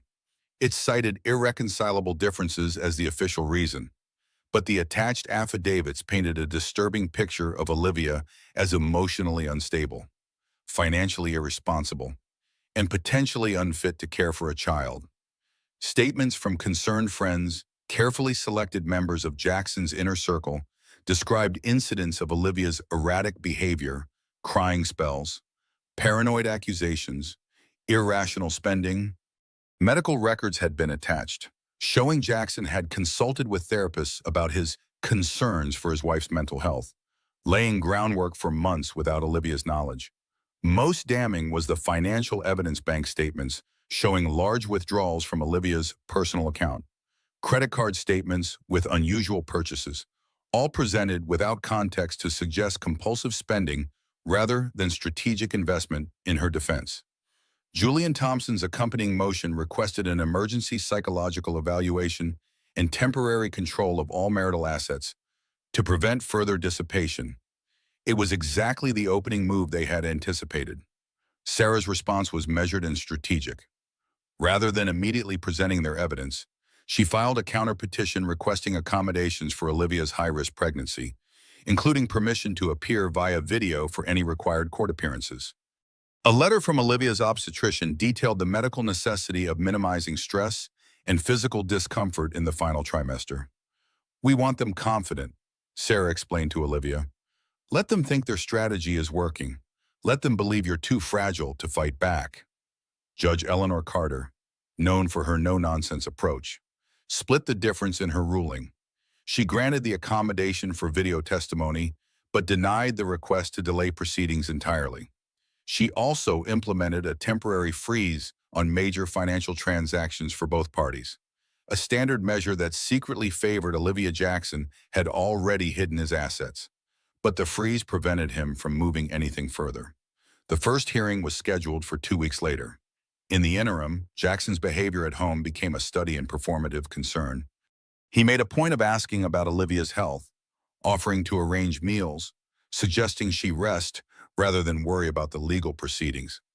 "Julian says these things are routine," Betty told her one evening, his voice carefully modulated to project calm authority. "The judge just needs to understand the situation. I'm only thinking of what's best for the baby." Olivia nodded, her eyes downcast, playing the role of the defeated wife while inwardly counting the days until she could reveal the truth. "I'm sure it will all work out," she murmured, a statement that carried a very different meaning for her than Jackson assumed. On the morning of the hearing, Jackson appeared in the doorway of their bedroom as Olivia was getting dressed, a carefully crafted expression of concern on his face. "You don't look well," he observed. "Perhaps we should ask for a continuance after all." Olivia recognized the tactic he wanted her in court, visibly emotional and struggling, to reinforce his narrative. "No," she said softly. "I'll manage with the video arrangement. Dr. Mitchell says it's important to minimize my stress." She placed a protective hand over her belly, watching Jackson's eyes follow the movement. "Of course, I know," he agreed smoothly. "I'll have my lawyer let the court know you'll be appearing remotely." What he didn't know, what she had carefully concealed, was that Olivia had no intention of appearing from their bedroom in a state of dishevelment. She had arranged for Sarah Bennett to pick her up after Jackson left, taking her to a professional setting where she would present a very different image than the one he expected. As Jackson and Amber entered the courtroom that morning, the confidence was palpable. Jackson in his $1,000 suit, the picture of the concerned husband forced to take difficult action. Amber beside him, not as his attorney but as a statement, the next chapter already being written before the current one had ended. Across the aisle, Sarah Bennett sat alone beside an empty chair, a visual representation of the absent fragile wife. Julian Thompson approached her with a look of professional sympathy. "I understand Mrs. Reed will be appearing by video," he said, his voice carrying just far enough to be heard by those nearby. "I hope she's feeling well enough to participate meaningfully." Sarah's smile was cool. "I believe the court will find Mrs. Reed quite capable of participating, Mr. Thompson, but thank you for your concern." Thompson nodded, missing the steel beneath her pleasant tone, and returned to his client. He leaned in to whisper something to Jackson, who smiled slightly, the satisfied expression of a man watching his plans unfold exactly as designed. Judge Carter entered, and the court rose. A formidable woman in her 60s with silver hair cut in a severe bob. She had a reputation for seeing through posturing and manipulation. Her gaze swept the courtroom, lingering momentarily on Amber's presence at the plaintiff's table. "I see we have an unusual seating arrangement," she observed dryly. "Ms. Dixon, unless you're a party to this case or have been admitted to the bar when I wasn't looking, you'll need to move to the gallery." A murmur rippled through the courtroom. Amber flushed, clearly unaccustomed to being challenged. Jackson leaned over to whisper something to Thompson, who stood. "Your Honor, Ms. Dixon is providing emotional support to my client during this difficult time. We'd request the court's indulgence." Judge Carter's expression did not soften. "Mr. Thompson, this is a court of law, not a therapy session. Emotional support can be provided in the hallway. Miss Dixon will sit in the gallery or she will leave the courtroom." "Which will it be?" Amber stood, her face rigid with humiliation, and moved to the front row of the gallery. It was a small moment, but significant, the first indication that the carefully choreographed performance Jackson had planned might not proceed unchallenged. Once the courtroom settled, Thompson rose to begin his opening statement. He spoke in smooth, reasonable tones, the kind that made outrageous claims sound like established facts. "Your Honor," he began, gesturing towards his client, "we are here today because Mr. Jackson Reed, a pillar of the tech community and a generous philanthropist, has been subjected to a campaign of emotional and financial abuse by his wife, Olivia Reed." A low murmur rippled through the observers. This was not the standard narrative. "The picture Mrs. Reed will attempt to paint," Thompson continued, "is that of a victim, a scorned wife. And yes, Your Honor, my client does not deny his indiscretion. He has been open about his relationship with Ms. Dixon." He gave a brief nod toward the gallery. "He is human. He made a mistake. But that mistake does not give Mrs. Reed license to liquidate their joint assets, to run up debts exceeding $250,000 in the last 6 months alone, and to engage in erratic, paranoid behavior that has given Mr. Reed serious cause for concern, not only for his own safety, but for the well-being of their unborn child." He let that hang in the air. The unborn child, the ultimate trump card. "We will present evidence of exorbitant and inexplicable spending. Credit card statements showing thousands spent on luxury goods she has no use for. We will show emails and text messages filled with baseless, delusional accusations. We will reluctantly be forced to call witnesses who will testify to Mr. Reed's increasingly unstable mental state." Jackson looked down, shaking his head with practiced sadness. It was a masterful performance. He was the reasonable man pushed to the brink by an unhinged woman. His affair was merely a symptom of a much larger problem, where Sarah Bennett stood immediately. "Objection, Your Honor. Mr. Thompson is testifying. These are unsubstantiated and inflammatory claims designed to poison the well before my client has even had a chance to speak." "Noted, Ms. Bennett," Judge Carter said, her eyes fixed on Thompson. "Tread carefully. Mr. Thompson, present your case. Don't editorialize." "Of course, Your Honor." Thompson gave a slight bow. For the next hour, he laid out his version of reality. He presented bank statements highlighting every large withdrawal Olivia had made. He showed receipts for what he characterized as frivolous purchases, framing them not as a new mother's preparation, but as manic spending. He painted a picture of a marriage that had been crumbling long before Amber Dixon ever entered it, a decay caused by Olivia's alleged instability, Jackson was his star witness. When Thompson called him to the stand, he walked with a heavy gait, a man burdened by sorrow. "Mr. Reed," Thompson began, "can you describe your wife's behavior in the months leading up to your separation?" Jackson sighed, running a hand through his perfectly coiffed hair. "It was difficult," he said, his voice thick with false emotion. "Olivia became distant, suspicious of everyone. She would accuse me of wild things, of spying on her, of trying to poison her.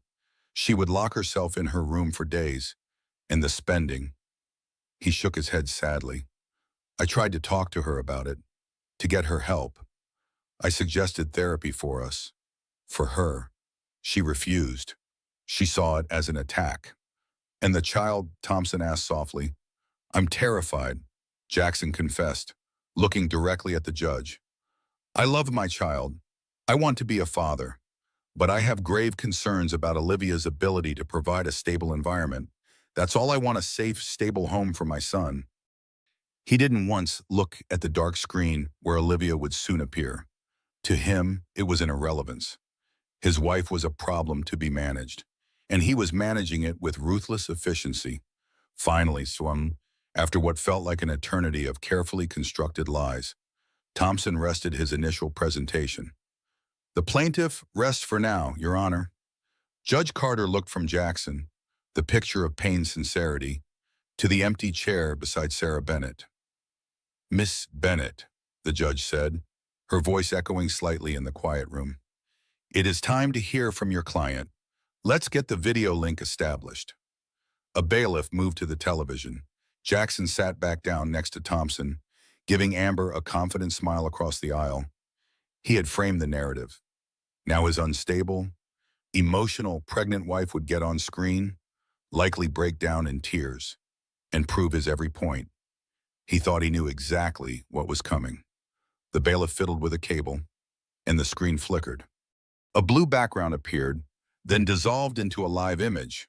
But it wasn't what anyone expected. It wasn't a close-up of a tear-streaked face in a dimly lit bedroom. The video showed Olivia Reed. Yes, but she was seated upright at a simple wooden desk. Her pregnancy was obvious, a gentle curve beneath a plain gray sweater. Her face was pale, but her expression was one of profound, unnerving calm. Her eyes, clear and direct, seemed to look right through the screen, past the lawyers and the judge, and straight at her husband. The background was not a bedroom, but a neutral wall, a blank canvas. She looked composed, prepared, and utterly in control. The quiet confidence radiating from the screen was the first crack in Jackson's perfect facade. He shifted in his seat, his smirk tightening into a thin, uncertain line. Amber, from her seat in the gallery, visibly tensed. "Mrs. Reed, can you hear me?" Judge Carter's voice boomed. On screen, Olivia leaned slightly toward her microphone. "Yes, Your Honor. I can hear you perfectly." Her voice was not the hysterical shriek Jackson had been counting on. It was steady. It was clear. It was the voice of a woman who had nothing left to lose and everything to prove. "Please raise your right hand," the bailiff instructed. She complied, her gaze never wavering from the camera. She was sworn in. Sarah Bennett rose. "Mrs. Reed," she began gently, "you have heard the testimony of your husband. You have heard the accusations he and his counsel have made against you. How do you respond?" Olivia took a slow, deliberate breath. She looked at her husband, a man she had once loved, a man she had built a life with.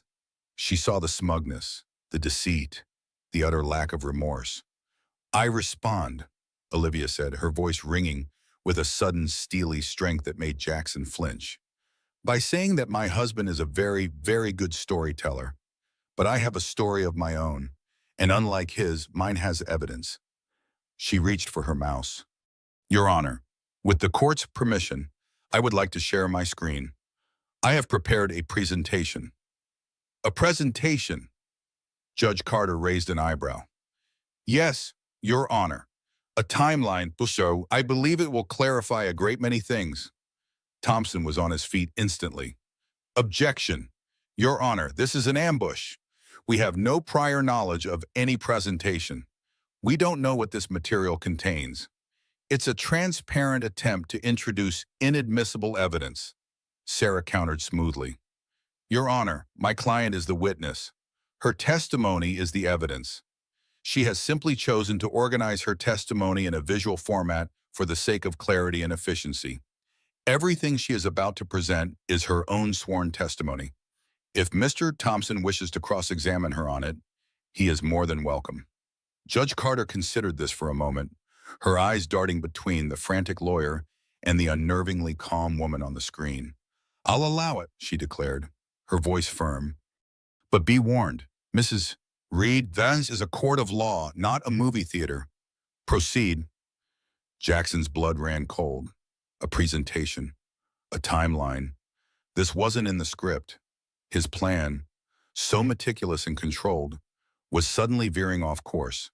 He stared at the screen, at the face of the woman he thought he had broken, and for the first time that day, he felt a sliver of genuine fear. On the screen, Olivia gave a small, sad smile. Thank you, Your Honor, she said. I'm ready. And with a click of her mouse, the screen changed. The image of her face was replaced by a title card written in simple, elegant font against a black background. It read The Reed Project, A Timeline of Deceit. Amber Dixon let out a small, involuntary gasp. Jackson Reed felt the blood drain from his face. This wasn't a defense. This was an execution. Before the courtroom and the calculated lies, there was love, or at least what Olivia had believed was love. It felt important to start there. Her video presentation didn't begin with anger. It began with a photograph. It was a slightly grainy selfie taken 10 years prior. A younger Jackson, his hair unruly, a wide, uninhibited grin on his face. A younger Olivia, her head on his shoulder, her eyes bright with adoration. They were in a cramped, messy apartment, the walls bare except for a framed poster for a vintage sci-fi movie. This was us, Olivia's voice narrated, calm and even, a stark contrast to the warmth of the image. 10 years ago, we had nothing but a shared dream. Jackson had the idea for a new data compression algorithm, and I had a small inheritance from my grandmother. I was a graphic designer just starting out. I believed in him. The screen shifted. It showed a scanned image of a bank transfer slip, a withdrawal of $51,000 from an account in the name of Olivia Miller, her maiden name, and a deposit of the same amount into a newly formed corporate account, Wells Innovations, LLC. I gave him everything I had, her voice continued, not as a loan, but as a partner. I designed the first logo. I built the first website. I sat with him through 100 all-nighters as he wrote the code, making coffee and debugging his user interface. We were a team. More photos flashed across the screen. A small, sparse office with 2 desks. Jackson asleep on a beanbag chair. Olivia painting the logo on their new office door. A cheap bottle of champagne being popped the day they secured their first round of seed funding. They were intimate, happy moments. Each one now a dagger twisting in the gut. Jackson watched, his hands clenched into fists on the table. He could feel Thompson shifting uncomfortably beside him. He remembered those days. He had buried them, dismissed them as a necessary, inconvenient prelude to his success.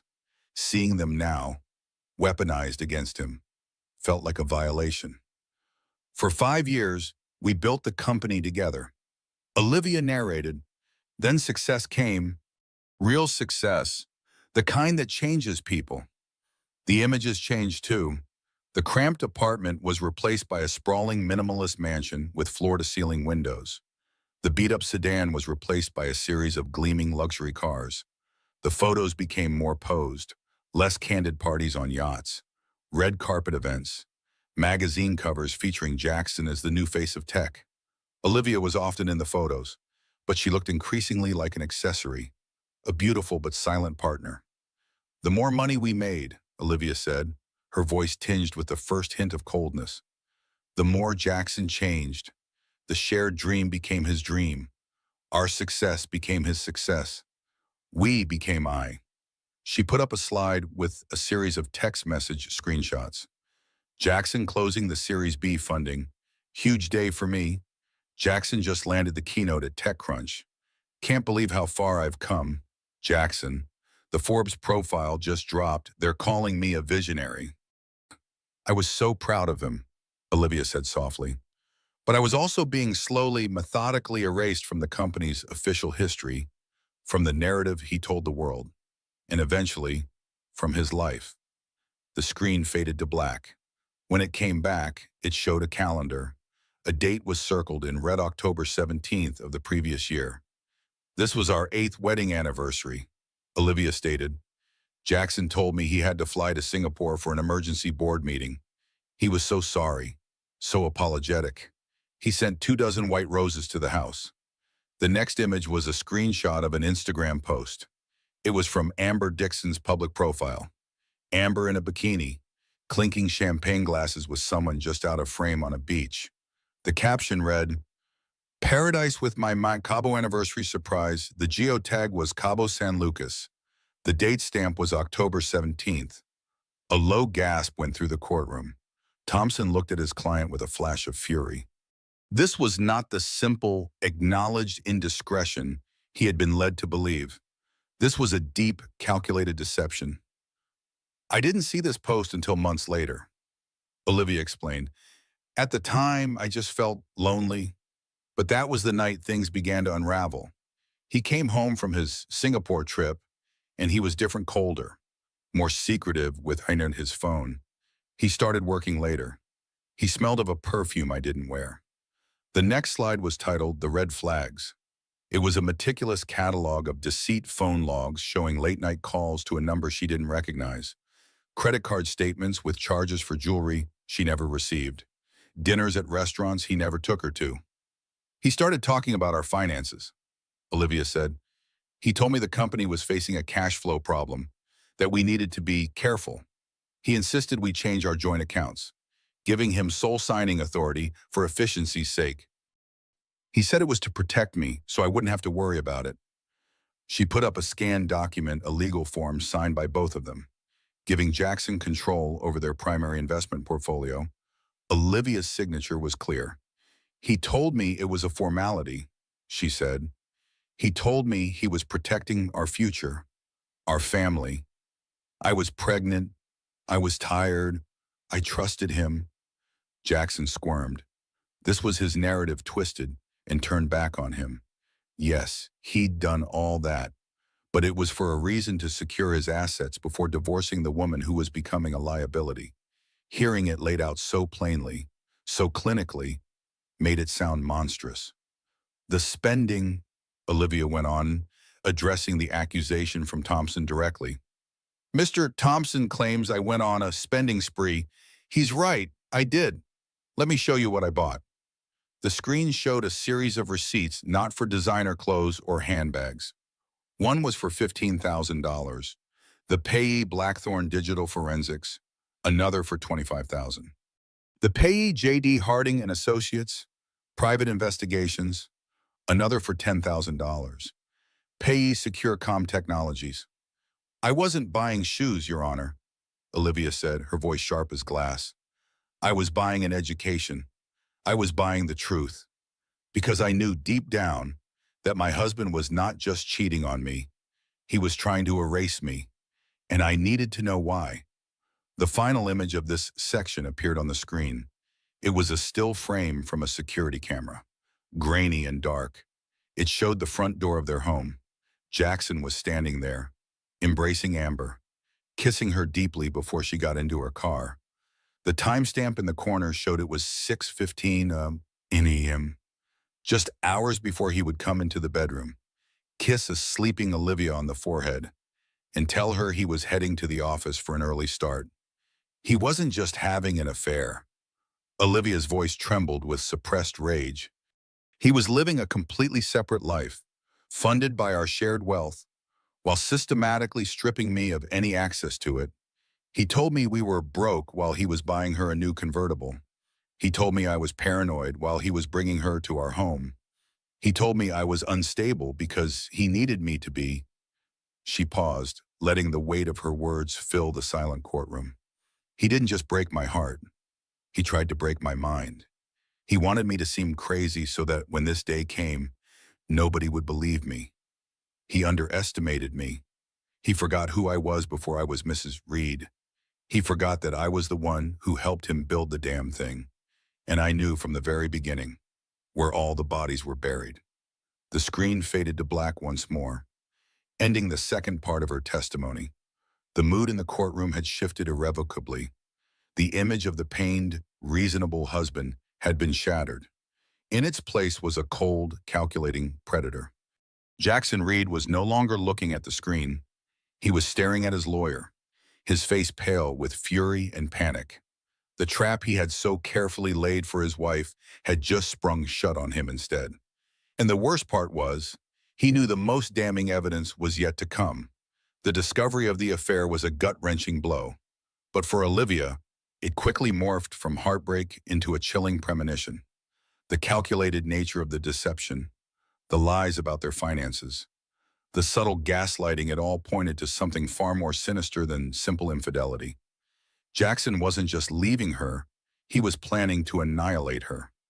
The realization came one sleepless night, the blue glow of her phone illuminating tears on her cheeks as she scrolled through Amber's vapid social media.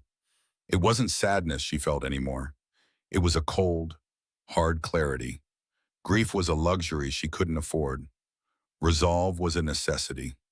This was the core of the third part of her video testimony, which she titled The Investigation. When you've spent a decade with a man like Jackson, Olivia's voice narrated over a black screen, you learn his habits, his passwords, his blind spots. His greatest weakness has always been his arrogance. He believes he is smarter than everyone else in the room. He never imagines that the people he dismisses, his assistant, the IT guy, his wife, are paying attention. The screen lit up with a complex diagram, a flowchart of the Reed's home network. It showed laptops, phones, smart TVs, and at the center of it all, a high-end server that Jackson used for personal projects and data backups. This is our home network, she explained. Jackson designed it himself. He was proud of it. He called it Fort Knox. He even walked me through the security protocols years ago, wanting to show off. He explained how the main server created a mirrored, encrypted backup of every device connected to it every 24 hours. A perfect digital snapshot, his phone, my phone, his laptop, everything. A red circle appeared on the diagram, highlighting a specific port on the server.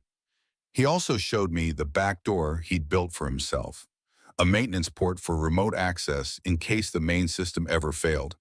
He was so proud of it. He wrote the access key down on a post-it note and stuck it to the bottom of his desk drawer. He told me it was security through obscurity. I told him it was hubris. The next image was a close-up photo of that very post-it note, a string of 16 alphanumeric characters. Jackson's face went ashen. He remembered that conversation. He had been condescending, explaining the complex system to his non-technical wife. He never imagined she actually understood it. He certainly never imagined she would ever use it. For 6 months, Olivia continued, her voice steady despite the memory.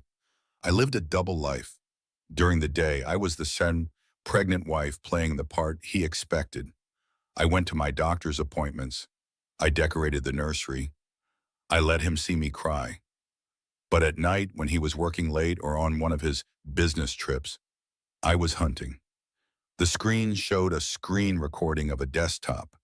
The audience watched as Olivia's cursor expertly navigated through a complex file system.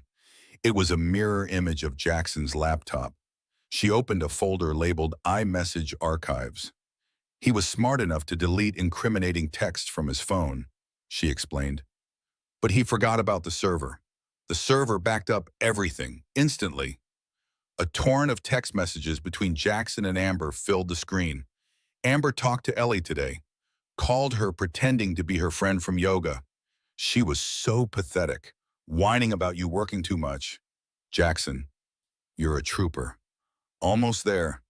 Thompson is drafting the initial petition. The narrative is key. We have to establish a pattern of instability. Amber, did you transfer the funds to the Cayman account Jackson done? Phase 1 of the asset shield is complete. She won't see a dime of the Omnicorp payout. Amber, she asked me about the baby shower today.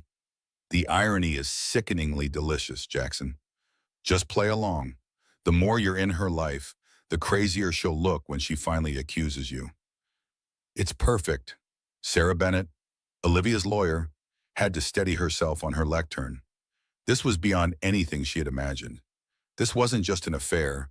It was a conspiracy, a premeditated, malicious plot to defraud a pregnant woman and paint her as insane.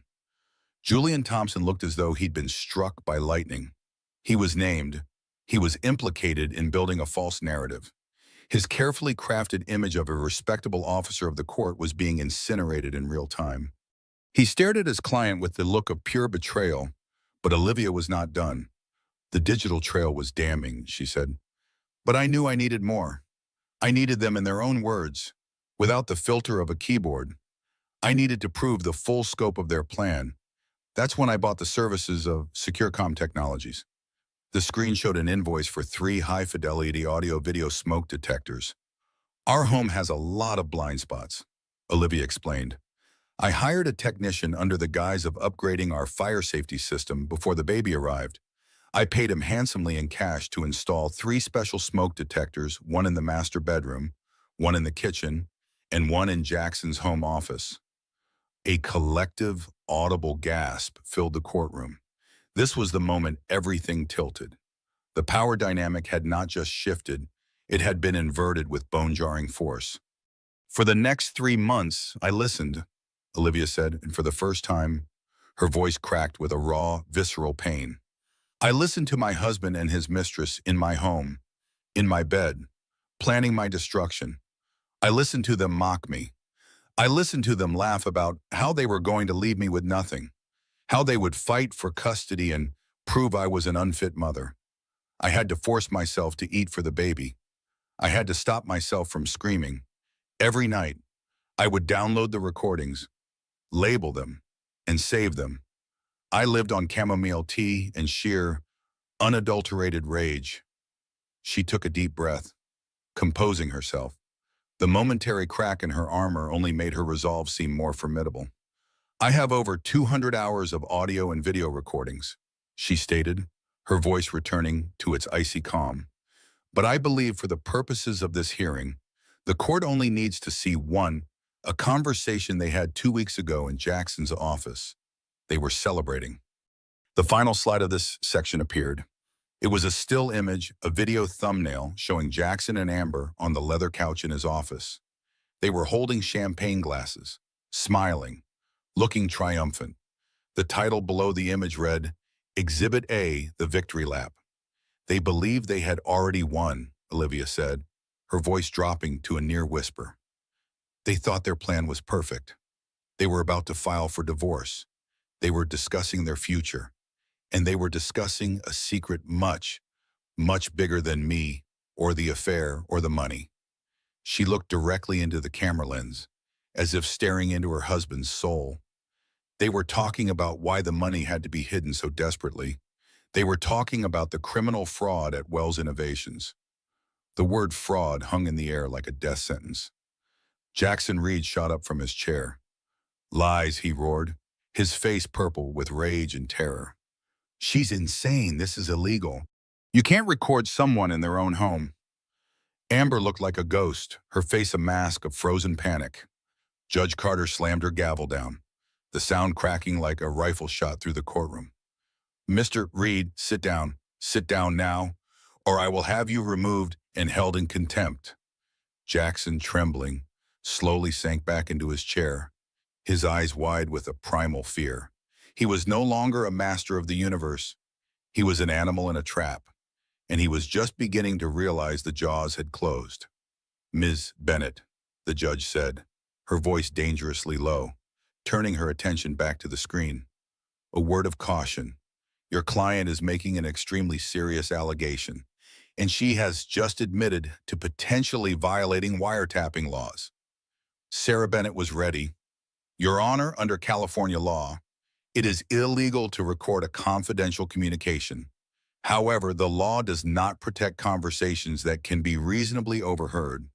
These recordings were made in common areas of the shared marital home. More importantly, the law makes exceptions for recording conversations to obtain evidence of a felony such as kidnapping or extortion. We will argue that a conspiracy to fraudulently divest a spouse of her rightful assets and to use the legal system to declare her mentally unfit to take custody of her child rises to the level of criminal conspiracy and extortion. But for now, that is a matter for another day. For this hearing, what matters is the truth. I suggest we hear it. Judge Carter stared at the screen for a long, silent moment. The entire courtroom held its breath. Then she gave a single, sharp nod. "Mrs. Reed," she said, "play the video." With the judge's command, Olivia clicked the play button. The still image of Jackson and Amber on the couch came to life.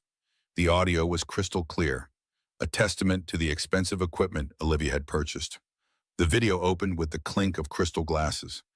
Jackson and Amber were beaming. "To us," Jackson said, his voice smooth and triumphant. "To the new beginning. Phase 1 complete." "I can't believe how easy it was," Amber said, taking a sip of champagne. She kicked off her heels and curled her legs up onto the couch. "She signed everything, boss. No questions asked." "Of course she did," Jackson scoffed, leaning back. "She's too busy picking out nursery colors and feeling sorry for herself to look at the fine print. She trusts me." Pathetic. Really. In the courtroom, every eye was glued to the screen. Jackson himself seemed hypnotized, watching his own downfall with a horrified fascination. Amber had her hands over her face, her carefully constructed composure utterly demolished. On screen, Amber traced the rim of her glass. "Are you sure Thompson has the narrative locked down the unstable angle?" "Locked and loaded," Jackson confirmed with a smug grin.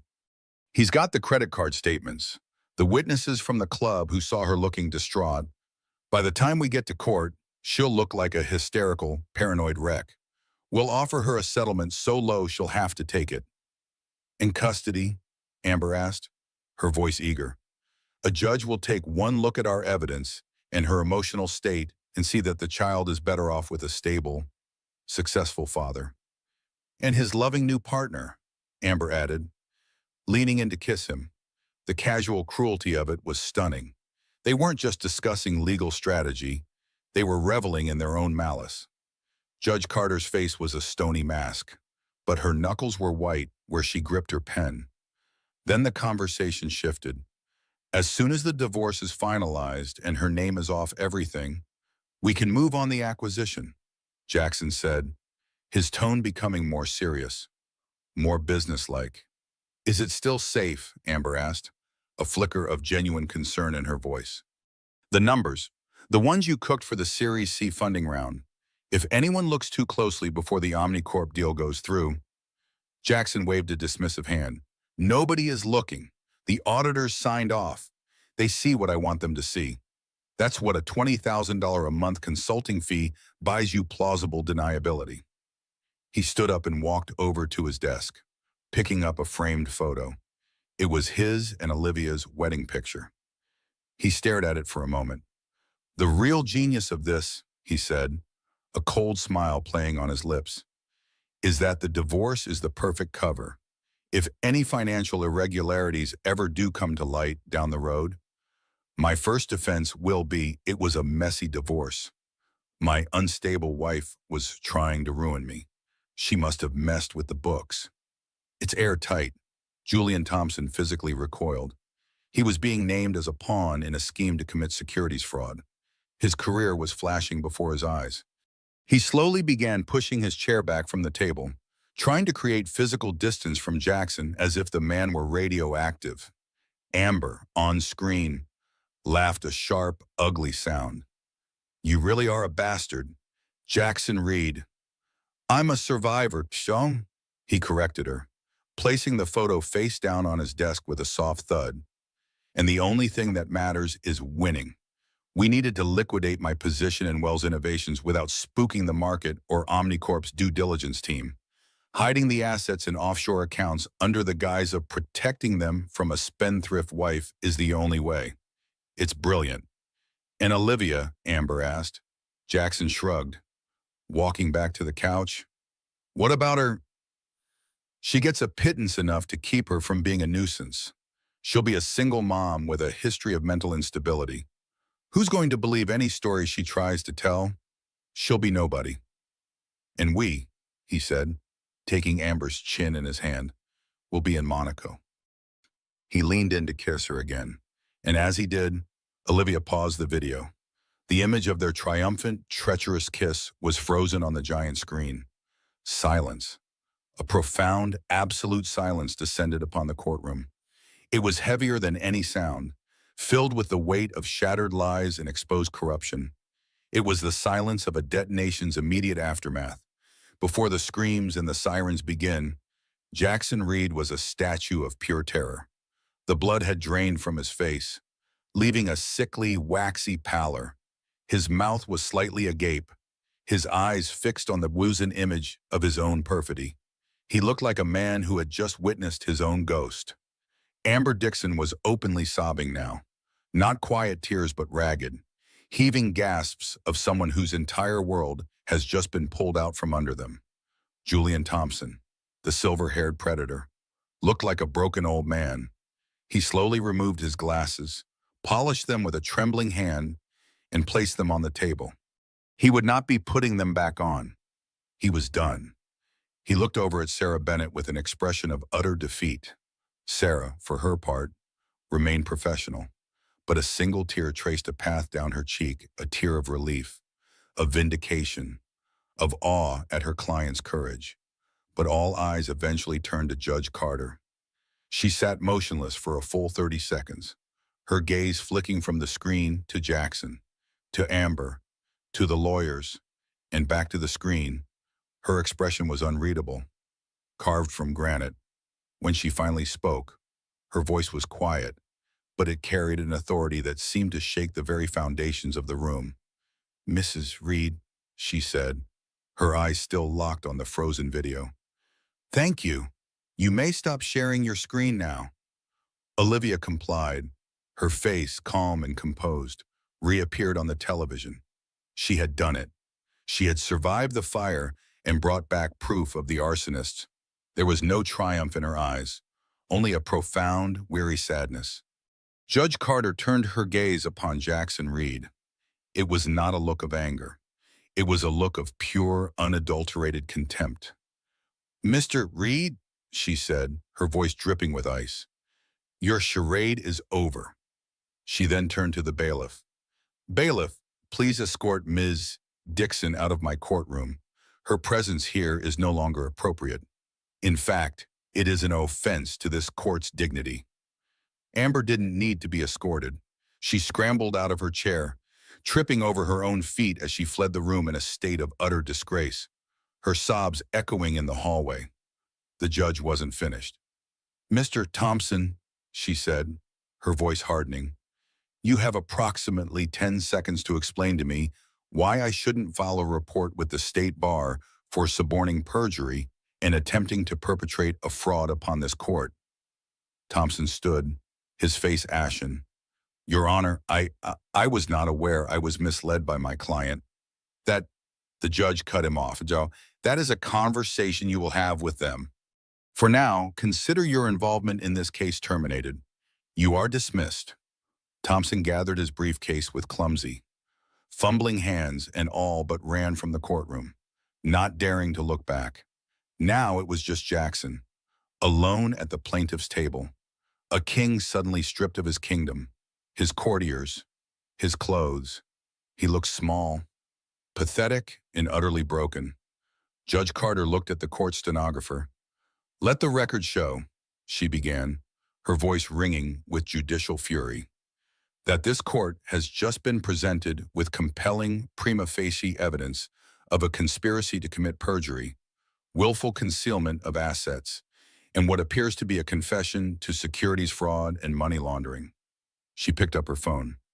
"Bailiff, get me the chief clerk on the line and have someone from the district attorney's office and the U.S. Attorney's office, meet me in my chambers immediately. She put the phone down and fixed her final damning glare on Jackson. Mr. Reed, your divorce petition is dismissed with extreme prejudice. All motions you have filed are denied. This hearing is concluded. She slammed the gavel down on the sound of final, definitive crack of doom.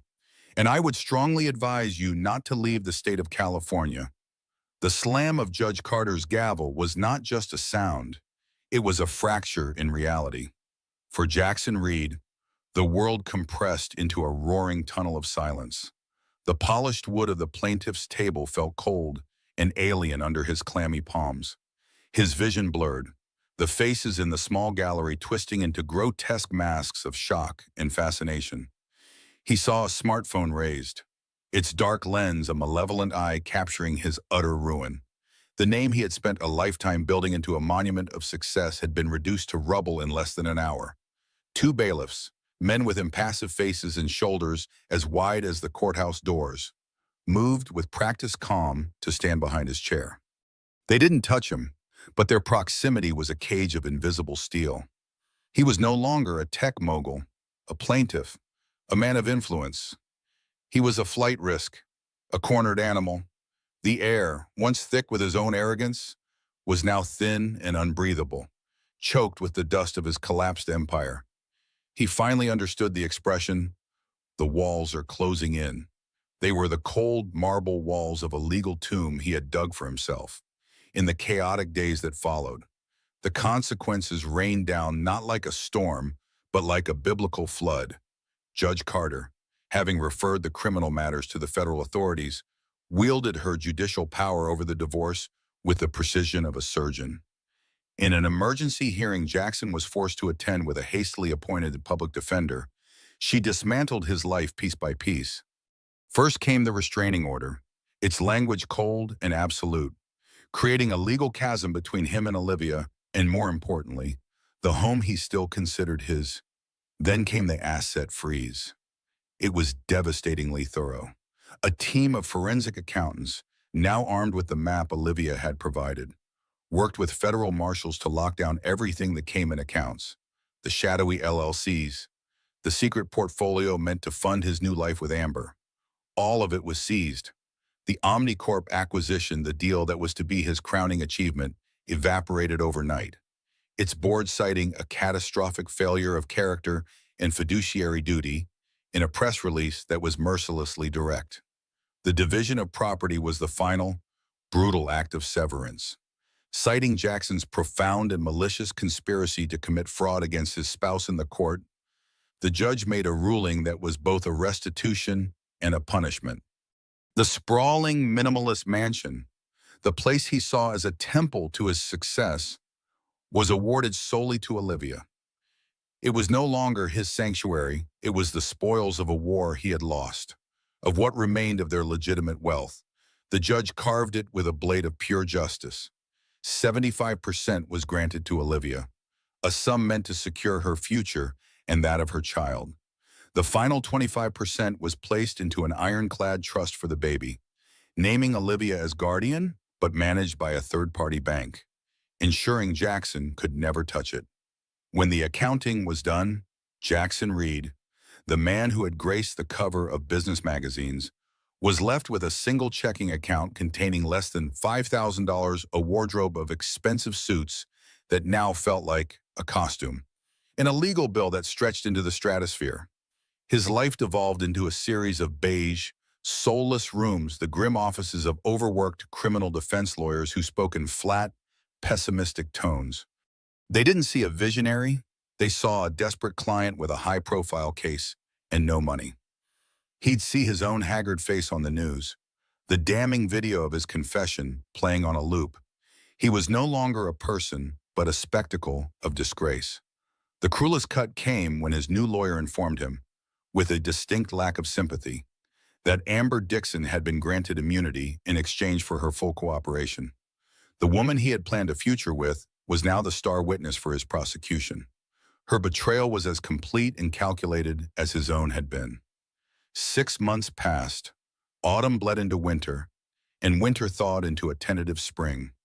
Inside the house that was now a fortress of peace, Olivia Reed had systematically erased the last vestiges of her husband. She had repainted his office a soft, warm cream.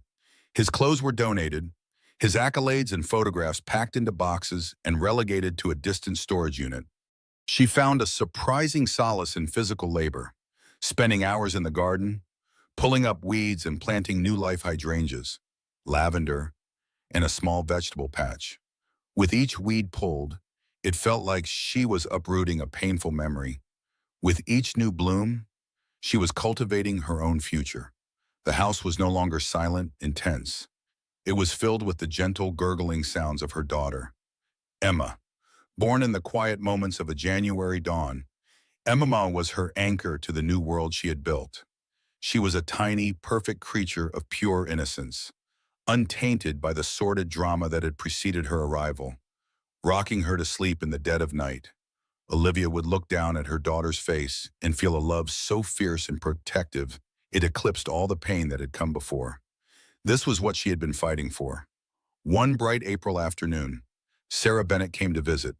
The two women had forged a bond that transcended attorney and client. They sat in the sun-drenched kitchen, sipping tea, the air filled with the scent of freshly baked bread. Sarah slid a plain manila envelope across the polished kitchen island. "It's official," she said, her voice gentle. Olivia looked at the envelope, but didn't reach for it. She met her friend's gaze. "He took the deal." Sarah nodded.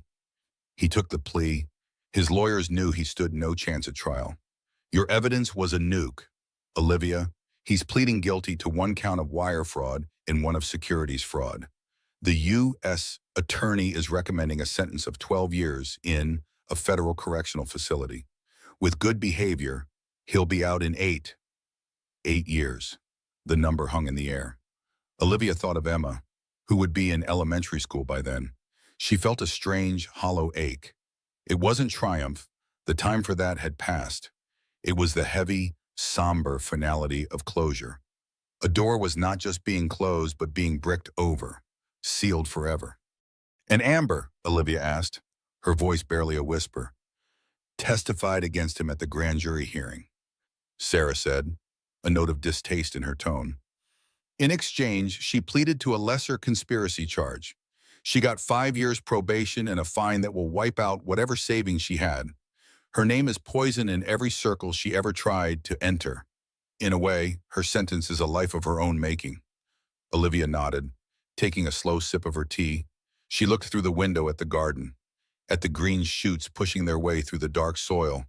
She had been through the fire, dragged through the darkest parts of another person's soul, but she had not been consumed. She had been forged. "Thank you, Sarah," Olivia said, her voice filled with a profound, quiet gratitude. "For everything, for believing me when I could barely believe myself." Sarah reached across the table and placed her hand over Olivia's. "Olivia, I just held the flashlight.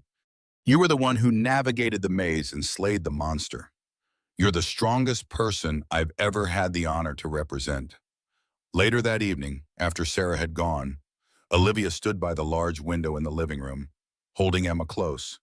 Her daughter was asleep, her small body warm and heavy against her mother's chest. The setting sun painted the sky in hues of orange and violet. She thought of the man who was Emma's biological father, a man who would exist for her daughter only as a cautionary tale, a faded photograph in a sealed box. She felt a pang of pity, not for the man who was heading to prison, but for the man she had once loved, the man who had lost his way so completely that he tried to destroy everything good in his life. She had survived him. More than that, she had prevailed. She had lost a husband, a partnership, and a life she realized had been built on lies. But in the ashes, she had found her own unshakable strength. She had found her voice. And she had her daughter. She held Emma a little tighter, her lips brushing the soft fuzz of her hair. "It's just you and me, little one," she whispered into the quiet of the room. "And we are going to build a beautiful world just for us."